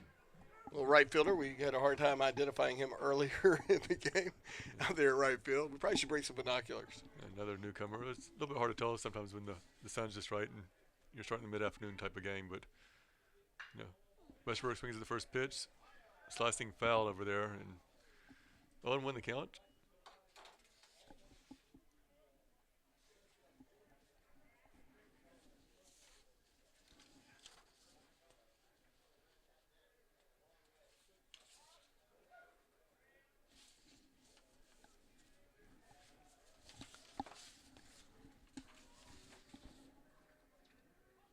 Oh, 1 pitch. Breaking ball missing outside. Good job by the catcher keeping that ball from getting back. Westerberg, is another newcomer on the team. Pretty much replacing Tyler Moore from right field last year, but Big shoes there. Cannon for an arm, Tyler Moore. Obviously good enough to get him to the next level. Little two-seamer just missing outside. Making the count 1-1. 2-1, I apologize.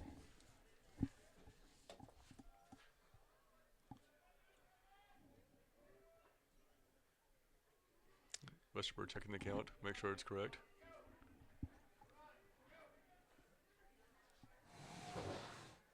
Do 1 pitch. Ooh, close, but just missing, making the count 3-1. That's one of those pitches where if we're at Lander, he probably gets that call. Very possible. I've heard rumors that such things happen. Longtime coach, athletic director, Randy Warwick is saying never. That ball lifted out of play. So the runners will be going on this payoff pitch. 3 balls, 2 strikes, 2 outs.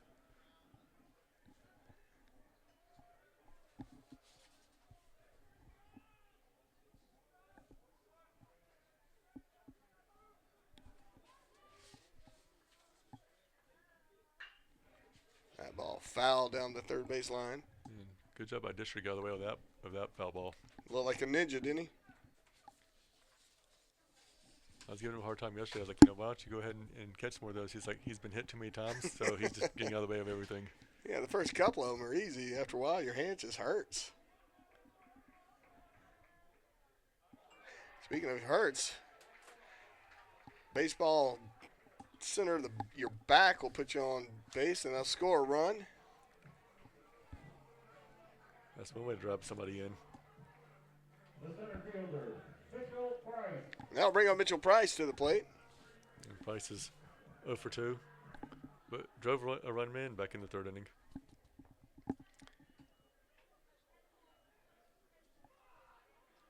Pacers lead 6-2.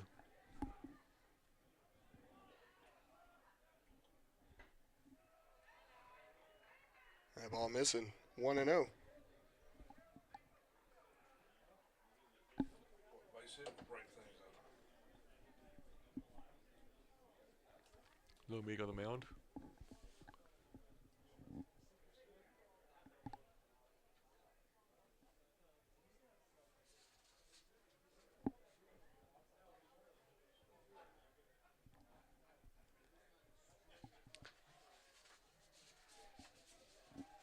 One 0 pitch. Price showing bunt. Pulls back, called strike. 1-1 is the count.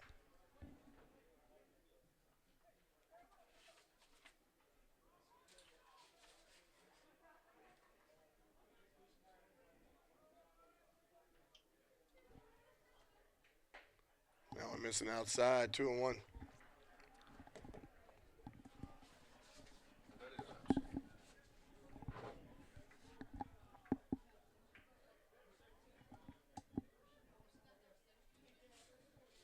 One pitch.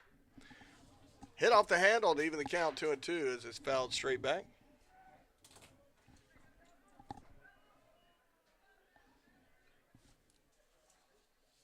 Sun definitely becoming a factor if you're anywhere on the right side of the field.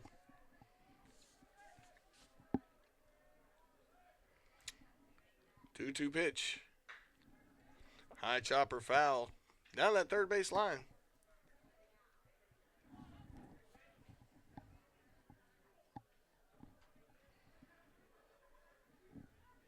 With the infield playing deep, little squib, a few feet off the bat and plate. I was like, there's a very good chance that he'd be safe. And he stays on that one. Good play by the third baseman as he ranges over and gets it, tags the base to retire the side, but not before the Pacers add 2 more. They lead 6-2 as we head into the top of the 5th. We'll be right back right after this.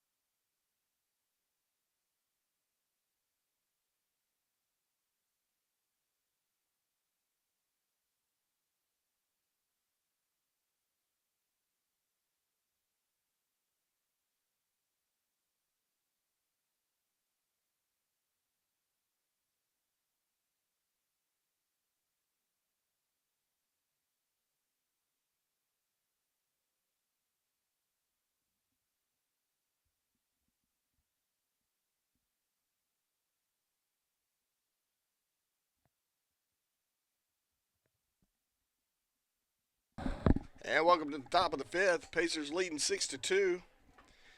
Leading off for the Bearcats, Thomas Berry.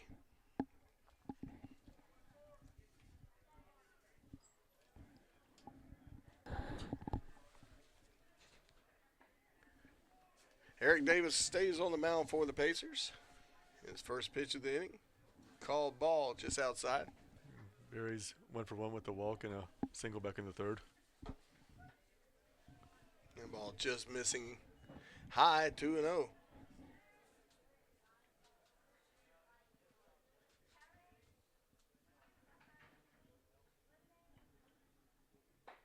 That's a good looking strike right there. Popping the glove for a strike. 2-1.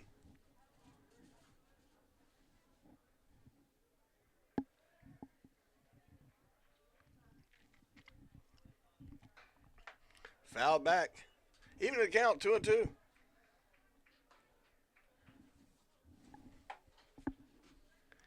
A little bit of activity over there in the Bearcat bullpen. A lot of spectating going on in the Pacer bullpen. Swung on and missed for strike 3. Good looking pitch. Well, I don't know that it's a good looking pitch, but he definitely had the guy chasing it. He's going to bring up Mangum again, who hit a 2-run homer in the second and struck out in the third.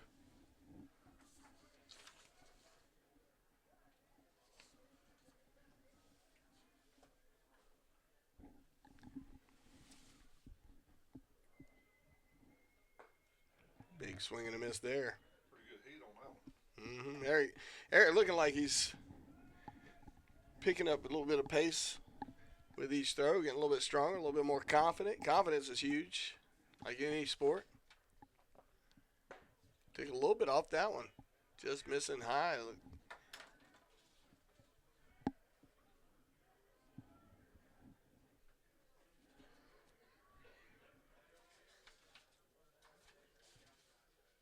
Oh, he took a lot off that one. Swung on a miss. Went into the count here with 1 out. Davis threw that ball yesterday. He just swung and missed at it today.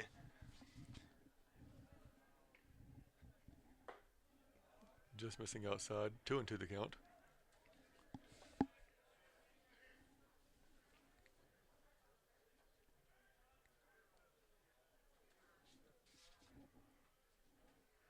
2-2 pitch. Davis steps off the rubber and takes a second before we get a 2-2 pitch. Gets a new call. Nice pitch there. Strike 3. Swung on and missed. Boy, he threw probably 4 or 5 different pace pitches right there. Looked good. Absolutely. And he's done a dominant job since he's come in. He's looking good as Taylor Kellner will come up to the plate for the Bearcats, trying to find some offense. And Kellner was hit by a pitch in the second before he got picked off and then grounded out in the third.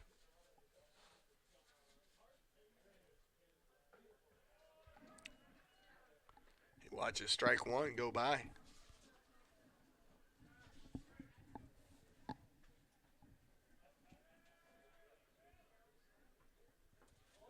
Big swing and a miss there. Like a slider from Mr. Davis. Lefty on lefty here.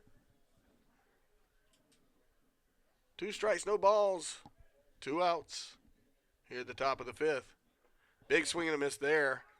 Schoen will dig it out of the dirt. Pereira gets the throw a little bit off the bag. He's able to get back and tag it just in time for out number 3. So good effort by Eric Davis coming in and shutting down the Bearcat offense. We'll head to the bottom of the 5th. Pacers lead 6-2.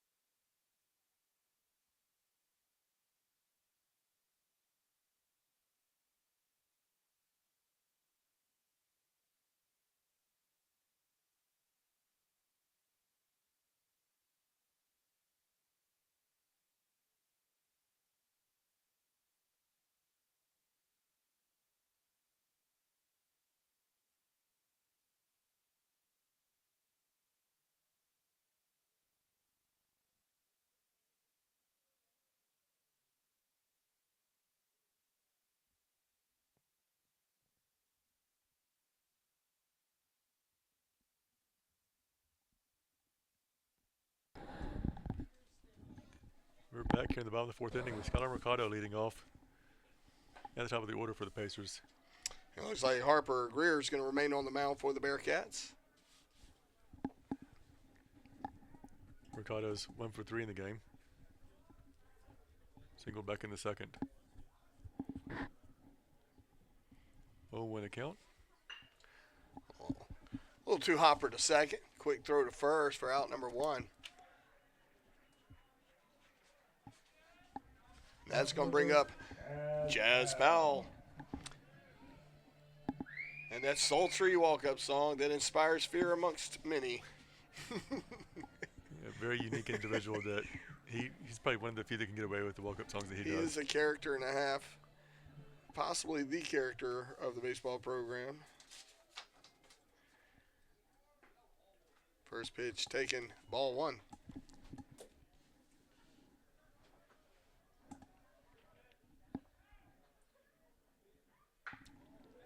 Got into that one, but he's going to hook that one over the bullpen But for the Pacers. 340 feet, but about 20 feet foul.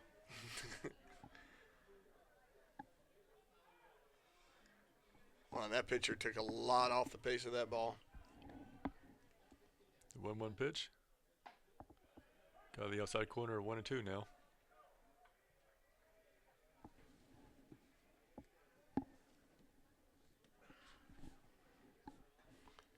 We'll change up there. Missing even the count, 2-2.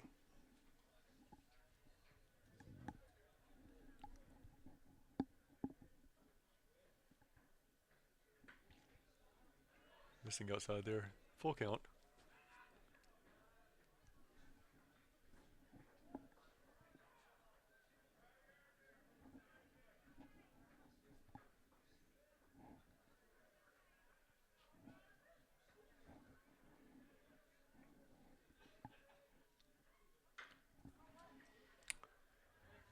Fouls that one back. Still 3-2. One away here in the bottom of the fifth. And the shadows have crept over the whole stadium pretty much except for right field. So Yeah, just a little bit of the corner. Wind consistently blowing out to center field. And Chas Powell with a little flick of the bat will trot down to first on that free pass. Ball 4. he's gonna bring up Pereira. He's walked and singled, scored twice.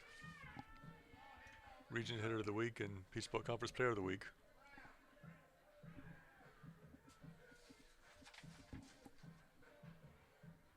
Seems just like last year we had a pretty solid hitter just like that at first base as well. Well, Tyler Barkell. Just I'll never forget his heroic return after his injury last season. his 5-hit game against Emmanuel. 5 for 5. Pereira takes a strike on the outside corner.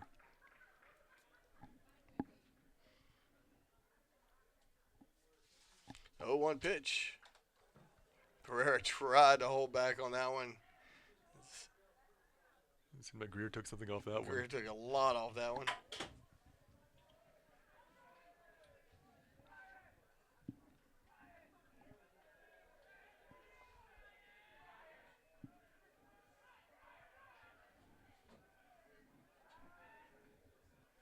Throw it back over to first, but Powell's back in time.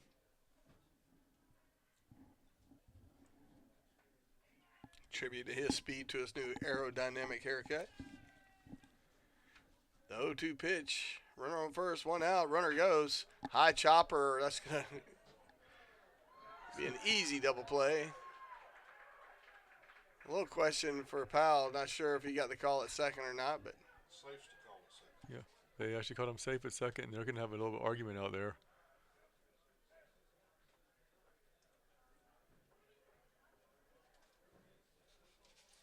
Powell surrounded by Bearcats. Second baseman and shortstop.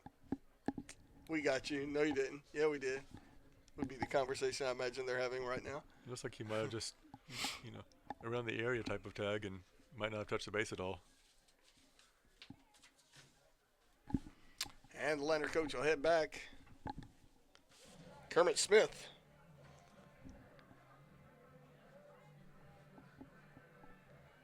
He got an answer. Not sure it's the one he wanted.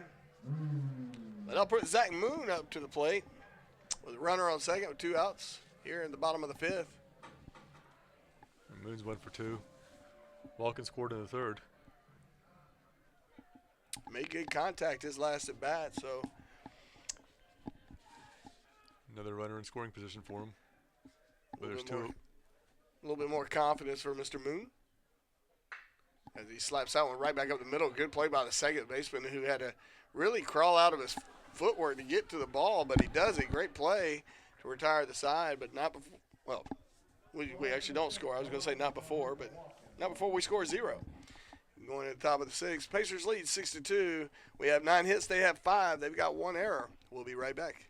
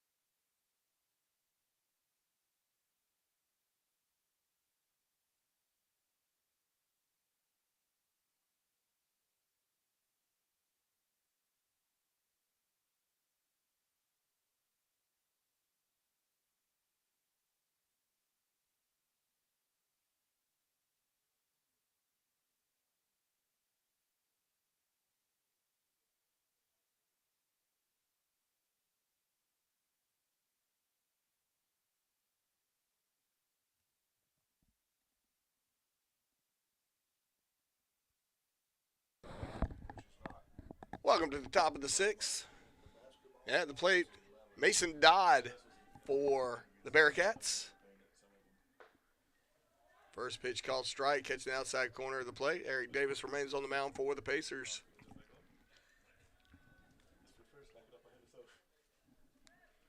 The 0-1 pitch. Make that an 0-2 pitch. Dodd's 1 for 2 on the game. Single in his last at bat. Struck out in second. Check swing. Does not go. So 1-2. Schoen tagged him just in case.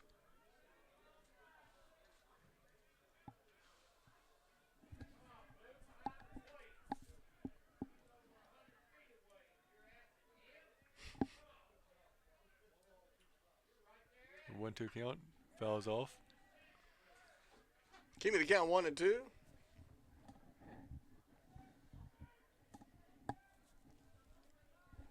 You see Davis is pretty much the middle reliever so far this season, where he'll probably throw 3 or 4 innings before giving way to the bullpen. Mm-hmm. The ball missing outside, making the count 2-2.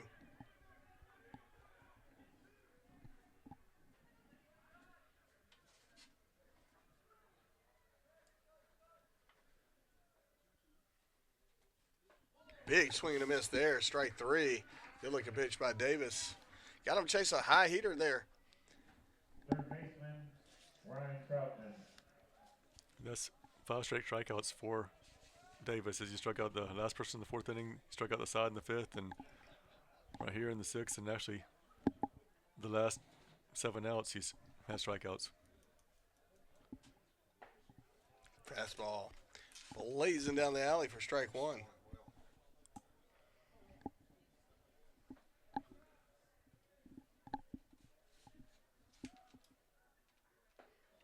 Trying to throw a little something off speed, lost the handle on it. Ball 1.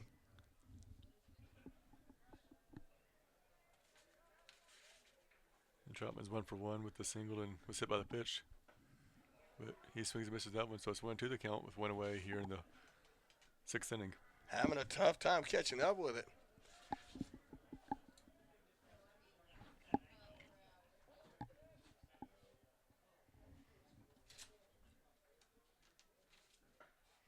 Missing outside there to even the count 2-2. Aubrey Lacasco, basketball freshman shooting extraordinaire, just walked into the ballpark. Senior day tomorrow for Pacer basketball as that ball gets just outside of Mercado's diving effort. Put a runner on first. Jordan Curtis. He's going to bring up Curtis. 1 for 2 in the game. Singled in the 2nd inning.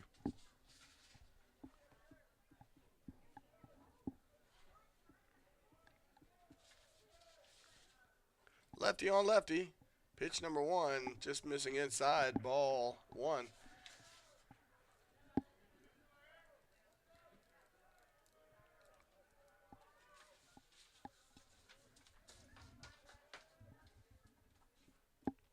Davis steps off the mound, but regroups and gets this on. That was a good looking pitch coming across the outside corner of the plate. Strike 1.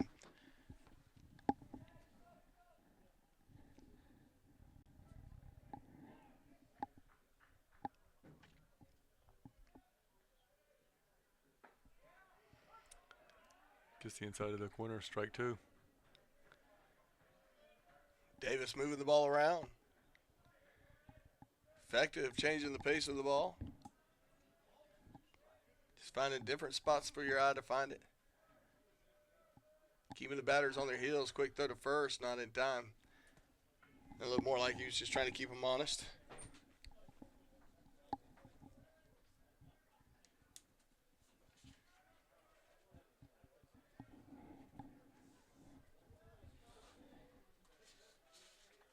Big swing and a miss there for strike 3.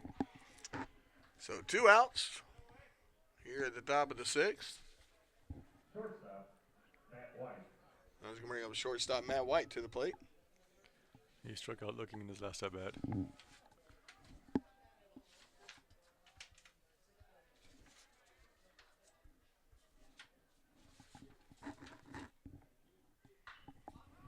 Pops that one sky high. Nice Sean. Handles it easily. Coming out of Colorado, he's used to those mile-high shots. He grabs that one for out number 3. So we'll head to the bottom of the 6th. Pacers leading 6-2. We'll be right back.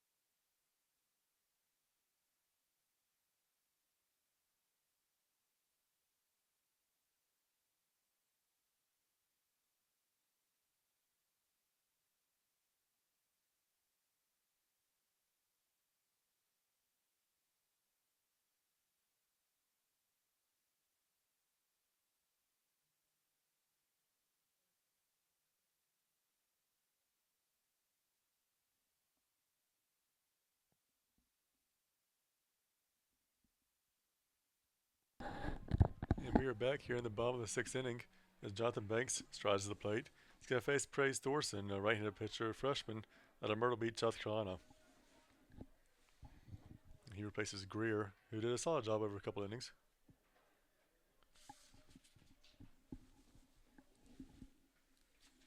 And the 1-0 pitch, sorry, first offering's ball, 1-0.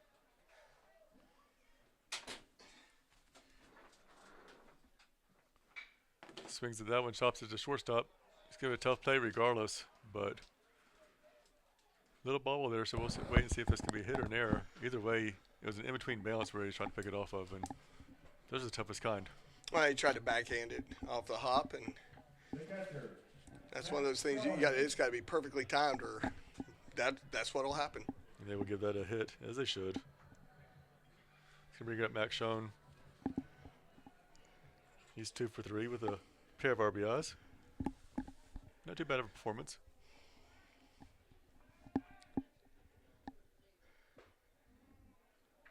Ball missing high and inside for ball 1. Yeah. Thorson has a little bit different delivery than Greer. Yeah. Well, it's not coming from quite as high a spot. And Greer throwing sidearms almost. Well, actually, it's probably come from about the same level. High shot into left field by Schoen. Yeah, a good piece of hitting by him. All 3 of his hits have been in left field, so I was going to say, he's been having a good day at the plate. out in front of the ball a little bit. It's going to bring up Tyler Ammerman, who's still looking for his first hit of the game. All right, Ty, do what you do. Let's get us a hit. I mean, he's due.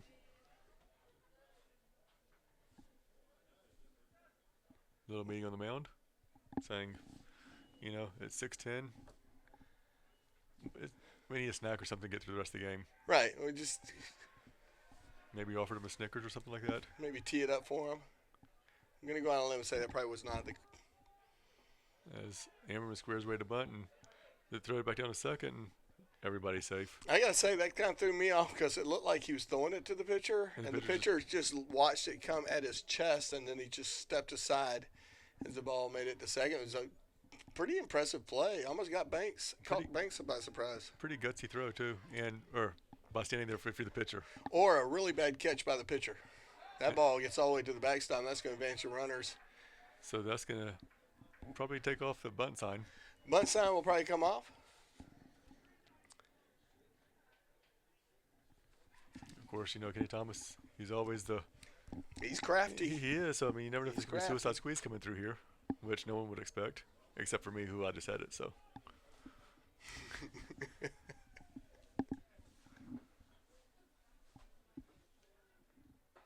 And That was a good-looking pitch there. It's just missing. the bunt sign is off, and it's 3-0.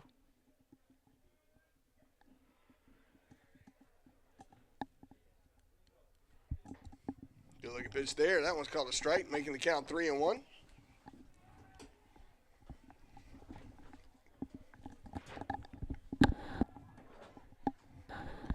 And the pitch, that's in there for strike 2.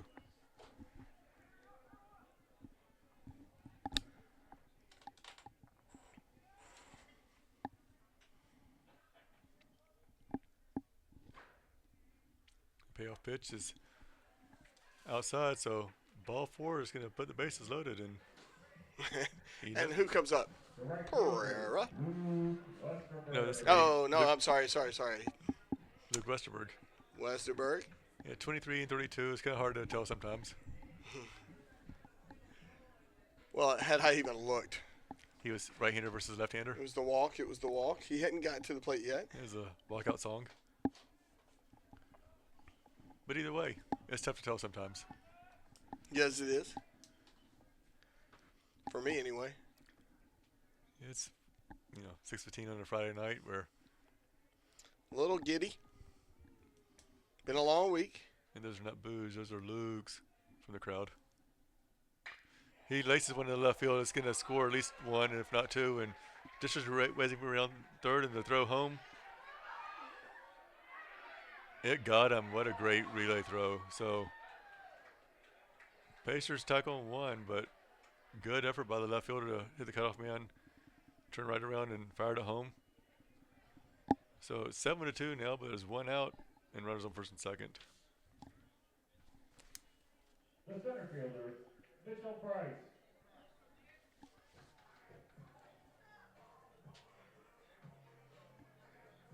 He's going to bring up Mitchell Price. He's looking for his first hit of the game. He's going to take a ball high right there. 1 another count.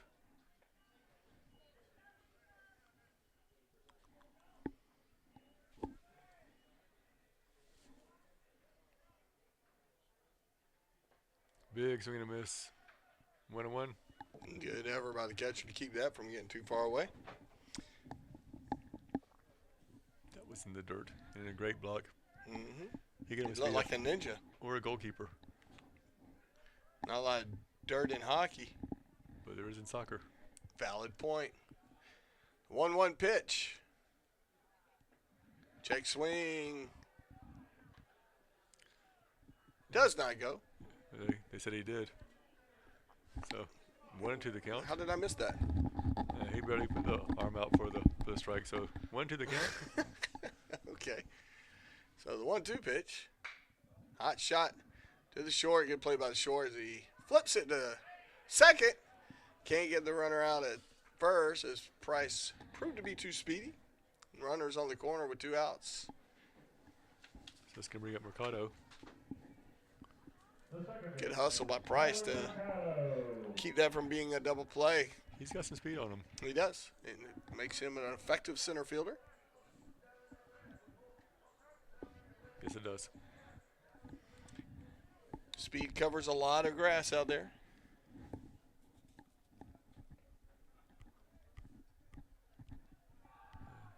Mercado takes some time and steps in and Wanted to hear his full walkout song.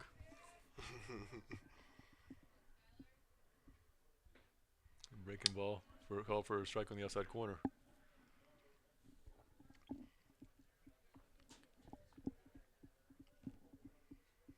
Ricardo 1 for 4.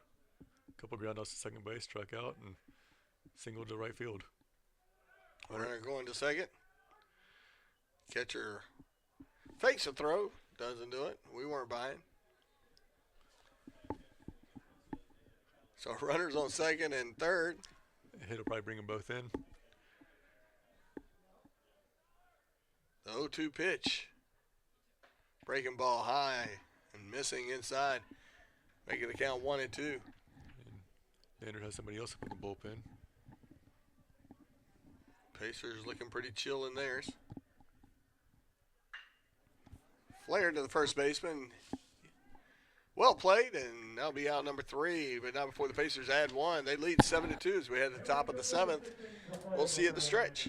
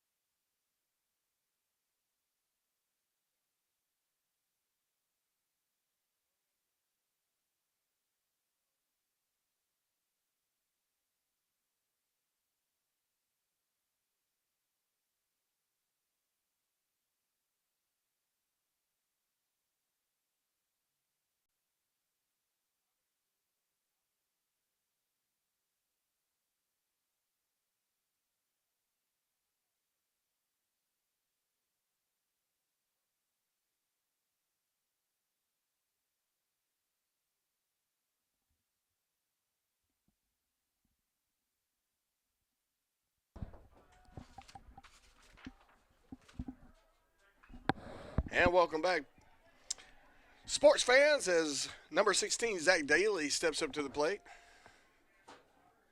Eric Davis remains on the mound for the Pacers.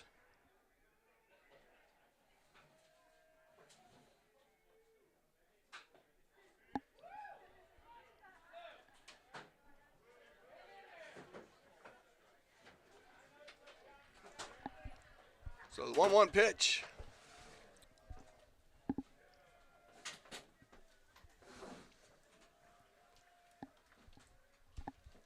Ball 2, 2-1.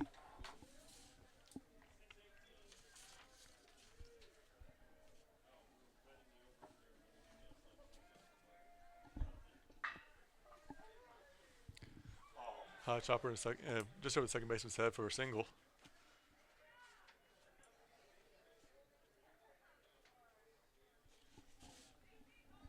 The first baseman, Colby Lusignan. Let's bring the Sigmund back to the plate.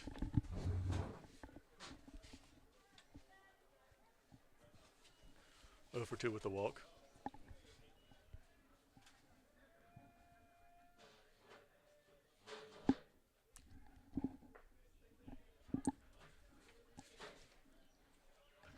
First pitch called strike.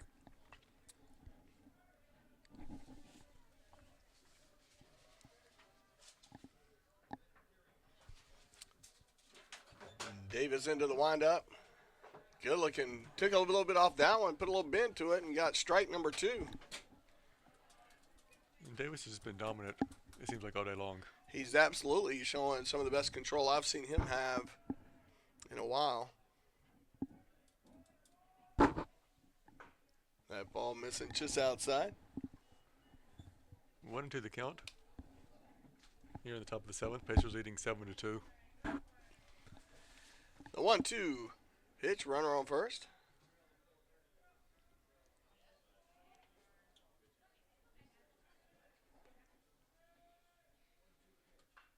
Fouled back. Count remaining 1-2.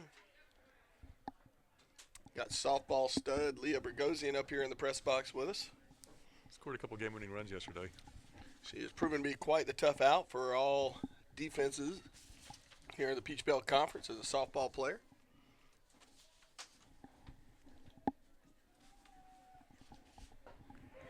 As Davis gets the call, third strike.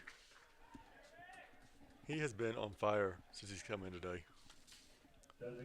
And it goes back to that whole confidence thing. You know, as a ball player, really in any sport, you play with confidence, you tend to see good results. You lose a little bit of that confidence, you struggle. This is going to bring up Barry. 1 for 2 with a single and a strikeout. Takes ball 1. Sometimes you have to remind players, you got here because you're good. That didn't go away. You just got to get back to your good. 1-0 pitch, runner going, and Sean just kind of double pumped that throw. It looked like he had trouble getting out of the glove. Yeah. So Runner advances to second.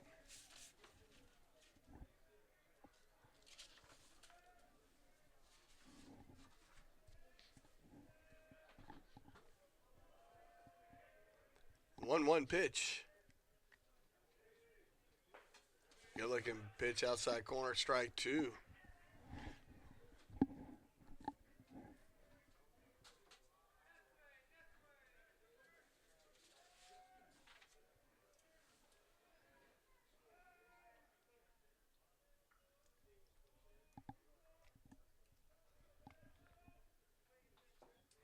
Check swing.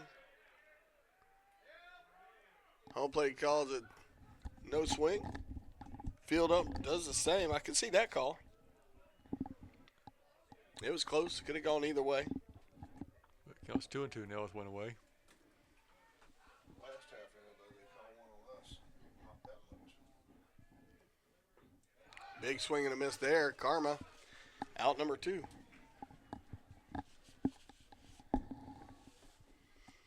The catcher, Softball team is where tomorrow? They're at Limestone tomorrow. Limestone, that's right. And then back here Sunday. So busy weekend. And they're Busy weekend for these Pacers softball players. home against Converse on Sunday. Freshman Bogosian, quite the little flea out there, covering a lot of ground in a short amount of time. She turned a double play yesterday from the outfield, which I didn't know she could throw that far, but it was a heck of a job. But as Davis fires in a strike, Mangum at the plate for the Bearcats. 0-1. Mangum has some power, though. As we saw that ball, that probably still hasn't landed from Still hasn't landed. In fact, it is responsible for their 2 runs. Good looking pitch by Davis there. Strike 2. Davis not shying away at all. It seems like he's found an extra gear on his fastball right now. And again, the conventional thought here, which sometimes Kenny Thomas is not the most conventional. Here you would expect a ball nowhere near the strike zone. See if he can chase one. Has shown challenges him right But down the middle. he comes right down the pipe with it, catching Mangum by surprise.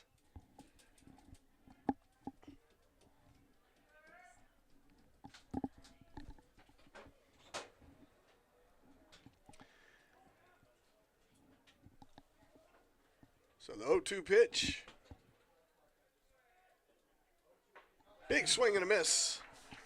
And so that makes the last 10 outs that the Pacers have been via the strikeout. Davis is on fire. He's definitely pitching with great command. Got his good stuff as we head to the bottom of the 7th. We'll be right back right after this.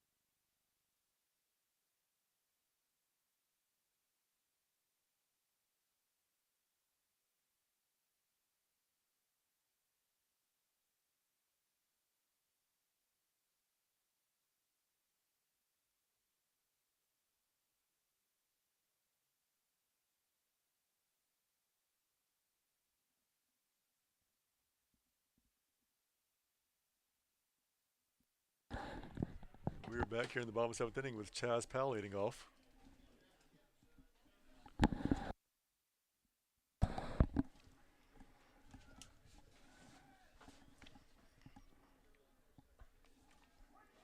Big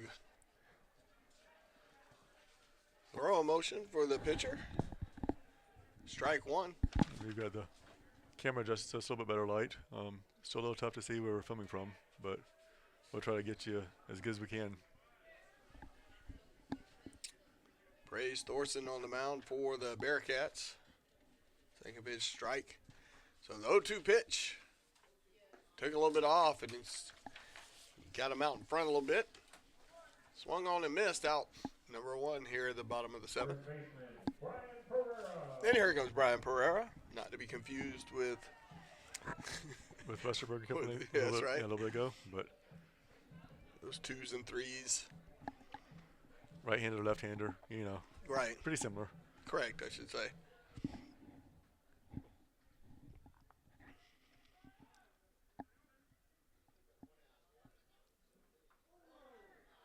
Pereira will take that one square in the small of the back, and he'll trot down to first. He did a good job not even looking at the pitcher when the pitcher ran over to get the ball.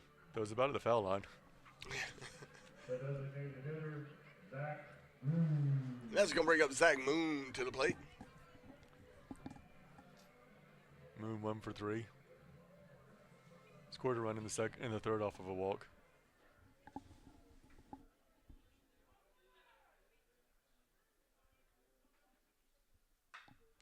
He lifts that one way up into the air, but out of play for a really high and long strike one.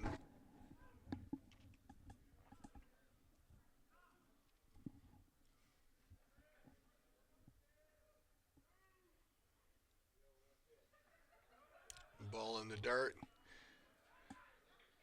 Even the count 1-1. Good job by the catcher to block that, make sure Pereira didn't take off for second, but Yeah, after getting hit in the back, he's probably saying, "I'll stay still for a couple minutes." Might need to loosen up a little bit.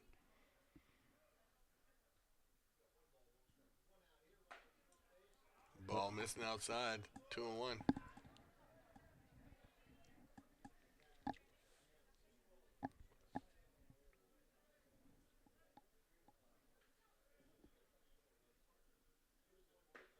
Big swing and a miss there by Zach Moon. He's definitely swinging yard. Even the count, 2-2.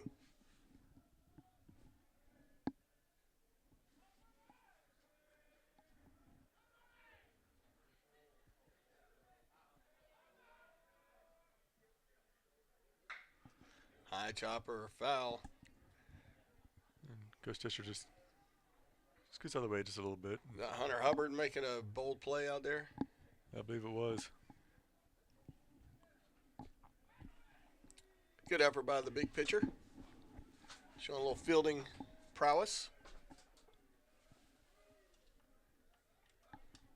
Moon digs back in, 2-2. Breaking ball, doesn't break enough, count is full.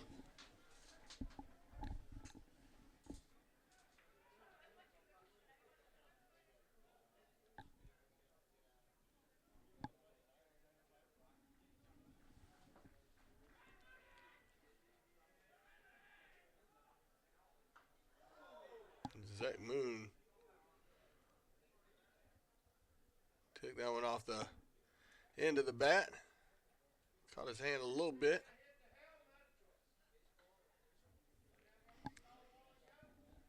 And he's saying it did go off the bat, but Well, it actually sounded like it went off a wooden bat, the way it hit off the handle like that.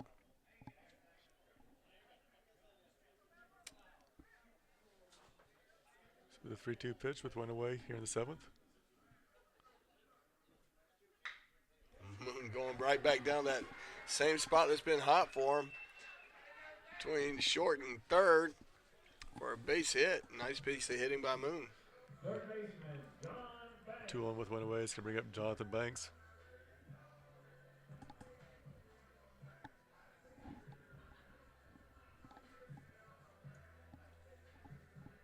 They got another sidearm. A little action in the bullpen. Another little submarine pitcher.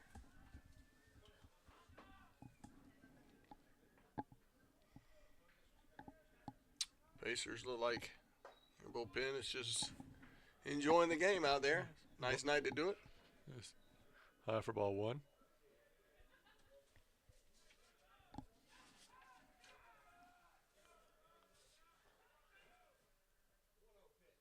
The ball in the dirt, and that's going to advance runners 90 feet.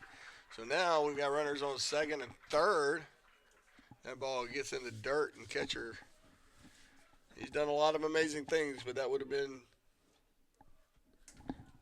really amazing had he kept that from getting to the backstop, or getting by anyway. And see, now with the wild pitch, it pretty much eliminates the double play threat. And everybody's 90 feet closer to scoring.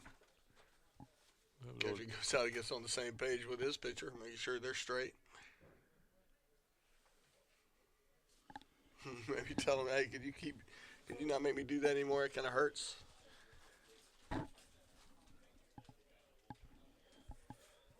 Just wonder if he's giving it a little bit more time to have his guy in the bullpen warm up a little bit more.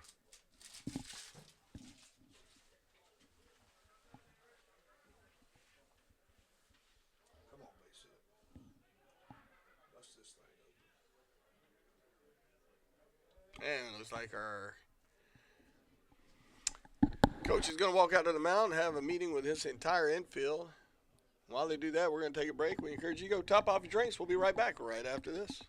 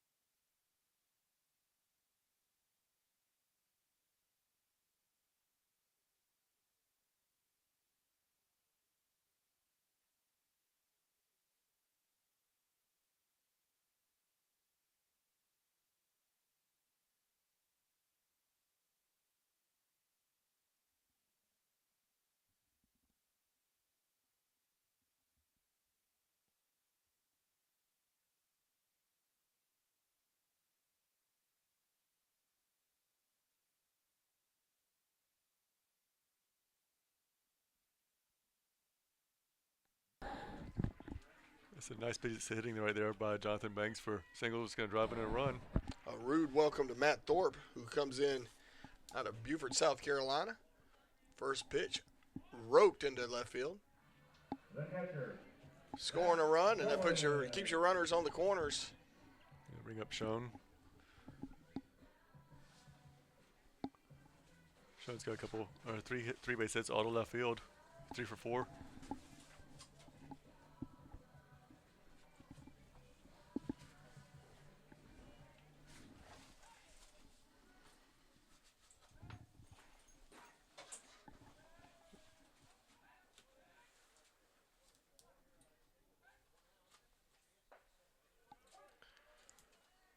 Fastball floated outside corner. Another side armor here.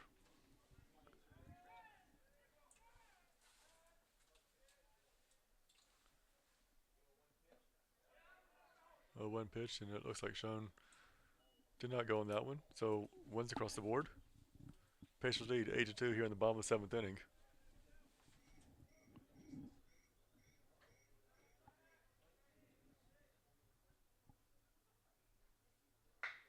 Hot shot to short.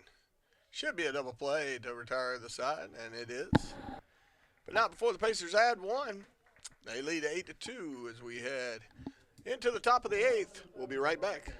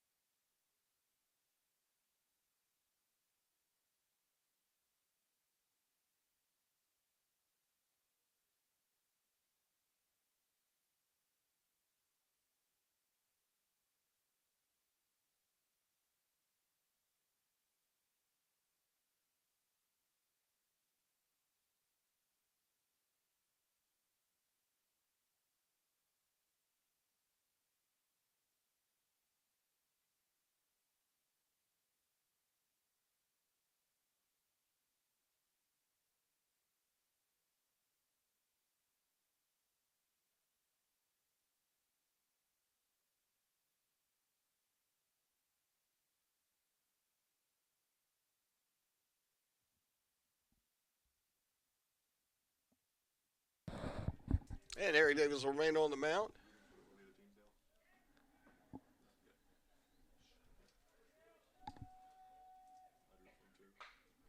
Hot shot to Pereira, and Pereira sends Taylor Kellner back to the dugout with out number 1. Something we haven't seen for a while, which is him not striking out a batter. Second baseman, Nathan Dodd. That was weird, wasn't it? Nathan Dodd will step up to the plate for the Bearcats. Dodd's 1 for 3 with a pair of strikeouts and a single to left. Eric Davis putting on a pitching clinic here. And ball missing high and inside for ball 1.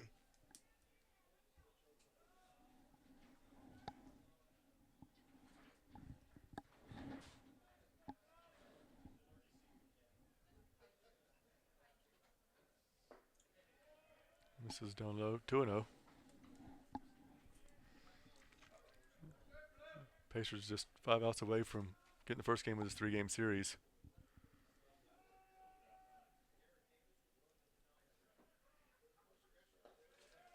This was a little bit of a problem that Davis had last year, getting behind his batters a little bit. 3-0 is the pitch count now.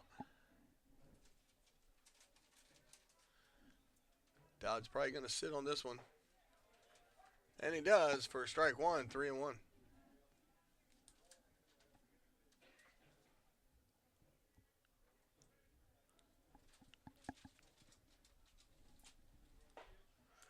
And just like that, Eric Davis has filled up the count, 3-2.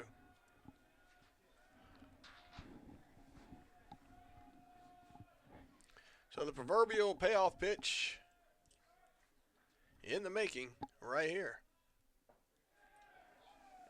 And it pays off for Dodd as he heads down to first base on a free pass. Third baseman, Ryan Trotman. They'll bring up Brian Troutman, the third baseman. He's 2 for 2, pair of singles, but is also hit by a pitch in the 4th inning. Troutman, I wonder if he's any relation to Colonel Troutman from Rambo. I'm guessing not, but you just never know. As Davis fires a strike in there, 0-1 the count with 1 away here in the 8th inning. That movie made like in the late 70s, early 80s. Maybe his grandfather. Great grandfather. Runner on first, 0-1 pitch. Davis tried to take a little bit off that one. Missed its mark. To even the count 1-1.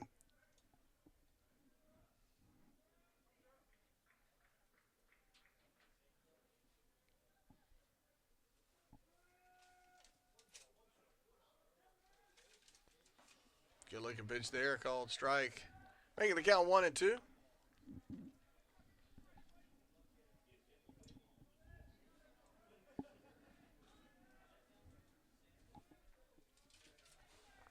see everybody up in the Pacers bullpen just watching the game and not warming up at all, just seeing Eric Davis just perform at a high level tonight. Yeah, and Davis, quick throw to first. Not in time. Dodd not up to a huge lead.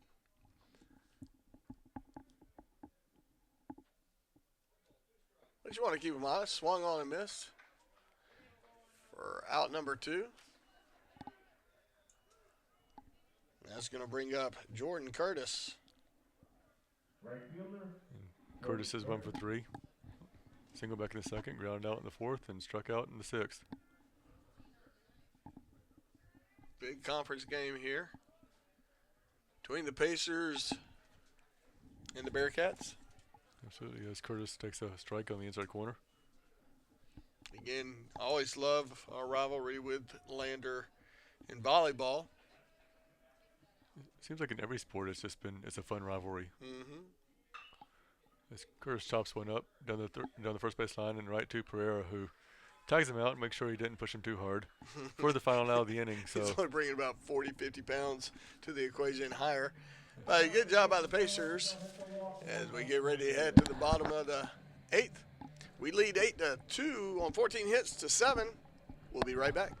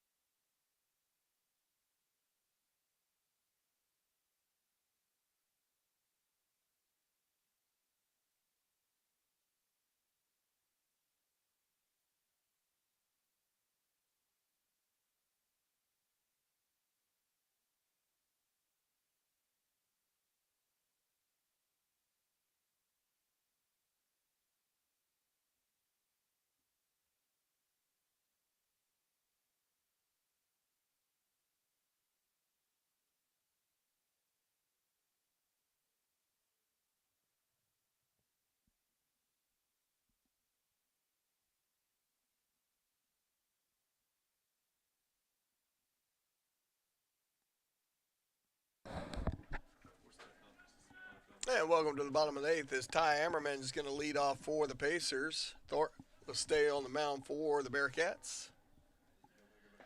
Side Armor throws first pitch called strike.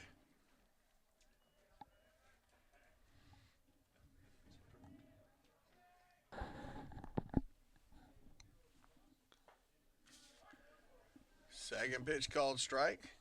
Comes back across the plate. A little screwball action from the sidewinder. 0-2 is the count. Took a lot off that one. Misses his mark 1-2. Good idea.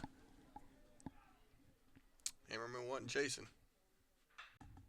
That ball lifted high and down the right field line. First baseman all the way to the fence, but it's about 12 feet to the right of the fence, which means it's out of play.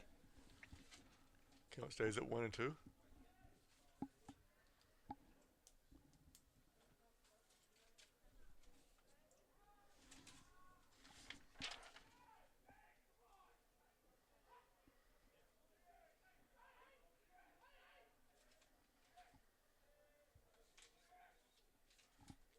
Two pitch and just misses outside. And 2-2 now. As Ammerman's still looking for his first hit of the day.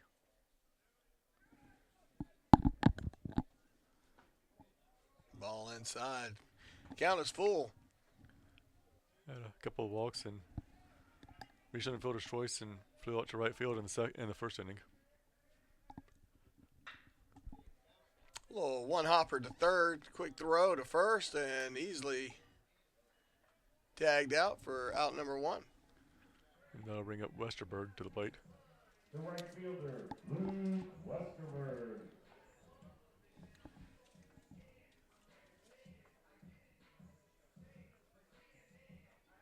He's got 3 RBIs on the day, couple hits, hit by a pitch.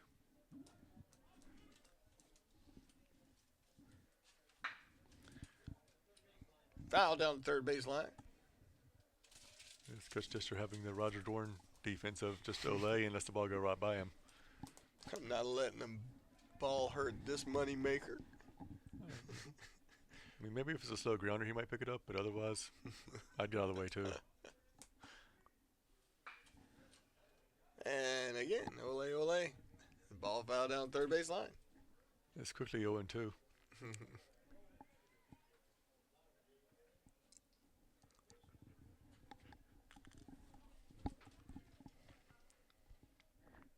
Pacer athletes from all over the country. Westberg out of New Jersey as he swings on and misses there. Half-hearted swing. The center fielder. They'll bring up the center fielder, Mitchell Price.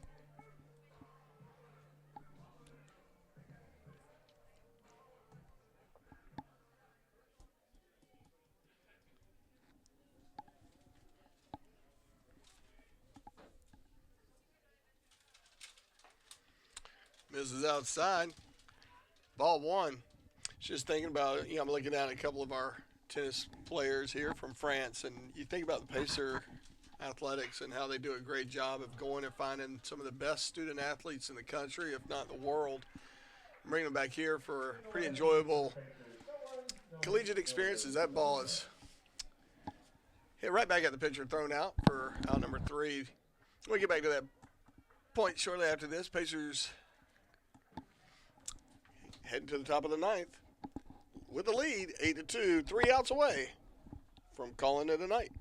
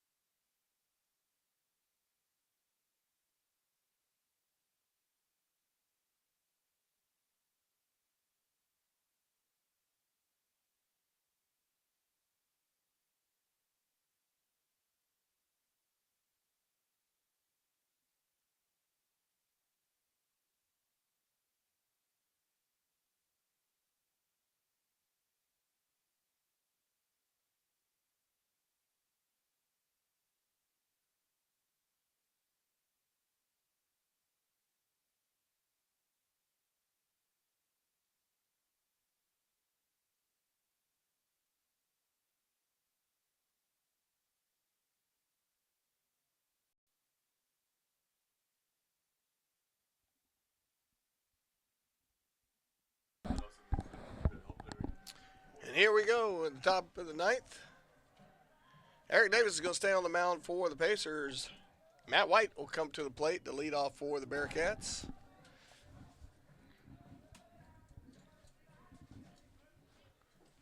Would be a great win for the Pacers if they were able to get these next 3 outs with the lead.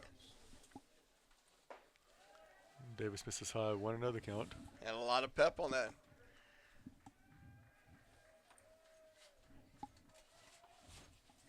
And he's throwing a lot of pitches tonight, so I mean, you see Coach Thomas has a couple of people up in the bullpen just tossing the ball around right now, just in case something should happen. But Davis is throwing so well, you want to give him a chance to close it out. All right.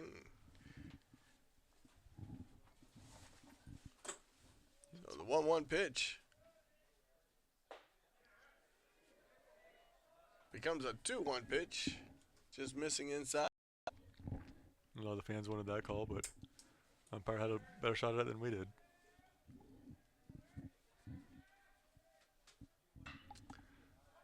Fouled out of play to even the count 2-2.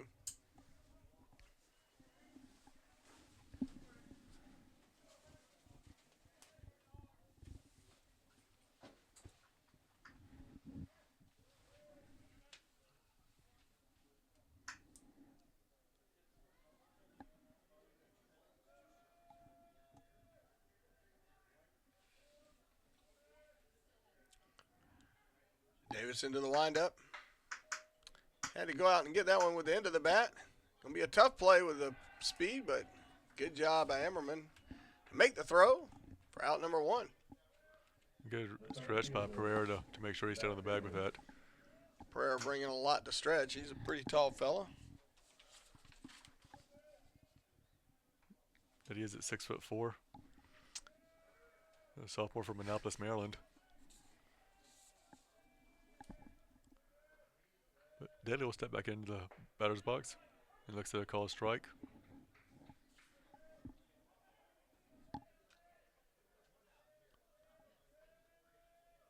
And he's 1 for 3 with a walk. Good looking pitch there by Davis. Just like that, Davis is ahead to 2 strikes to none. Balls. Just totally did all that backwards. Yeah, we knew what you meant. Yes, he misses there. 1 ball, 2 strikes. 1 and 2.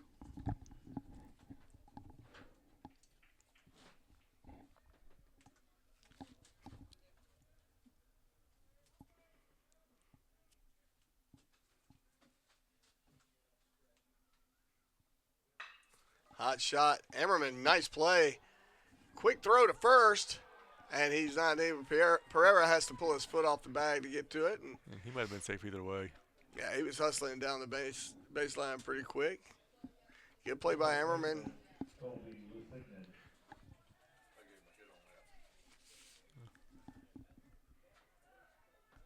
And they did give him the hit on that one, as they should have. I think so too.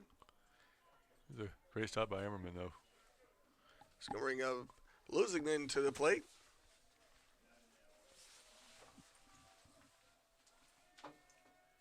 Another lefty on lefty, so should be a pretty good matchup.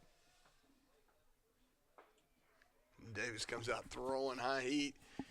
Catches the outside corner of the plate for strike 1.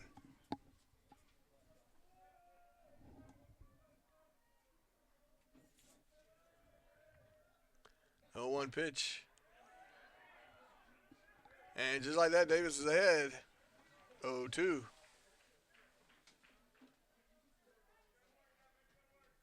Some Lander fans not happy with that call, thinking the umpire's ready to get out of here maybe. That pitch missing outside, 1 and 2. I mean, it has been a 3-hour game so far. So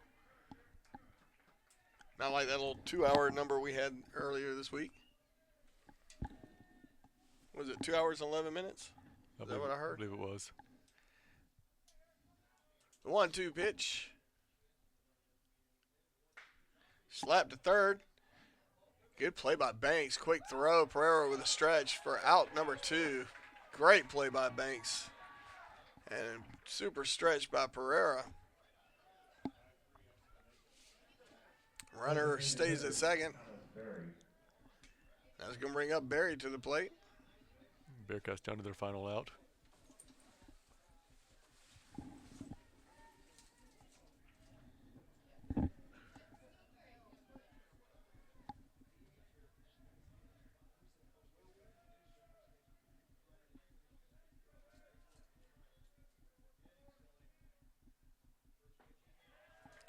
First pitch called a strike.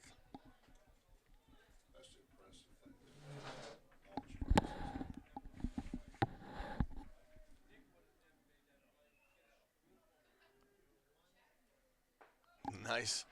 Change the speed up a little bit for strike number 2, and Davis having great success throwing lots of strikes. Maybe the best I've seen Eric Davis pitch since he's been here. Looking strong, pitching with confidence, got a good rhythm. Try to get him chase one outside, not having it.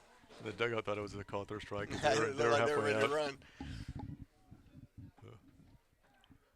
1-2 the count, 2 outs.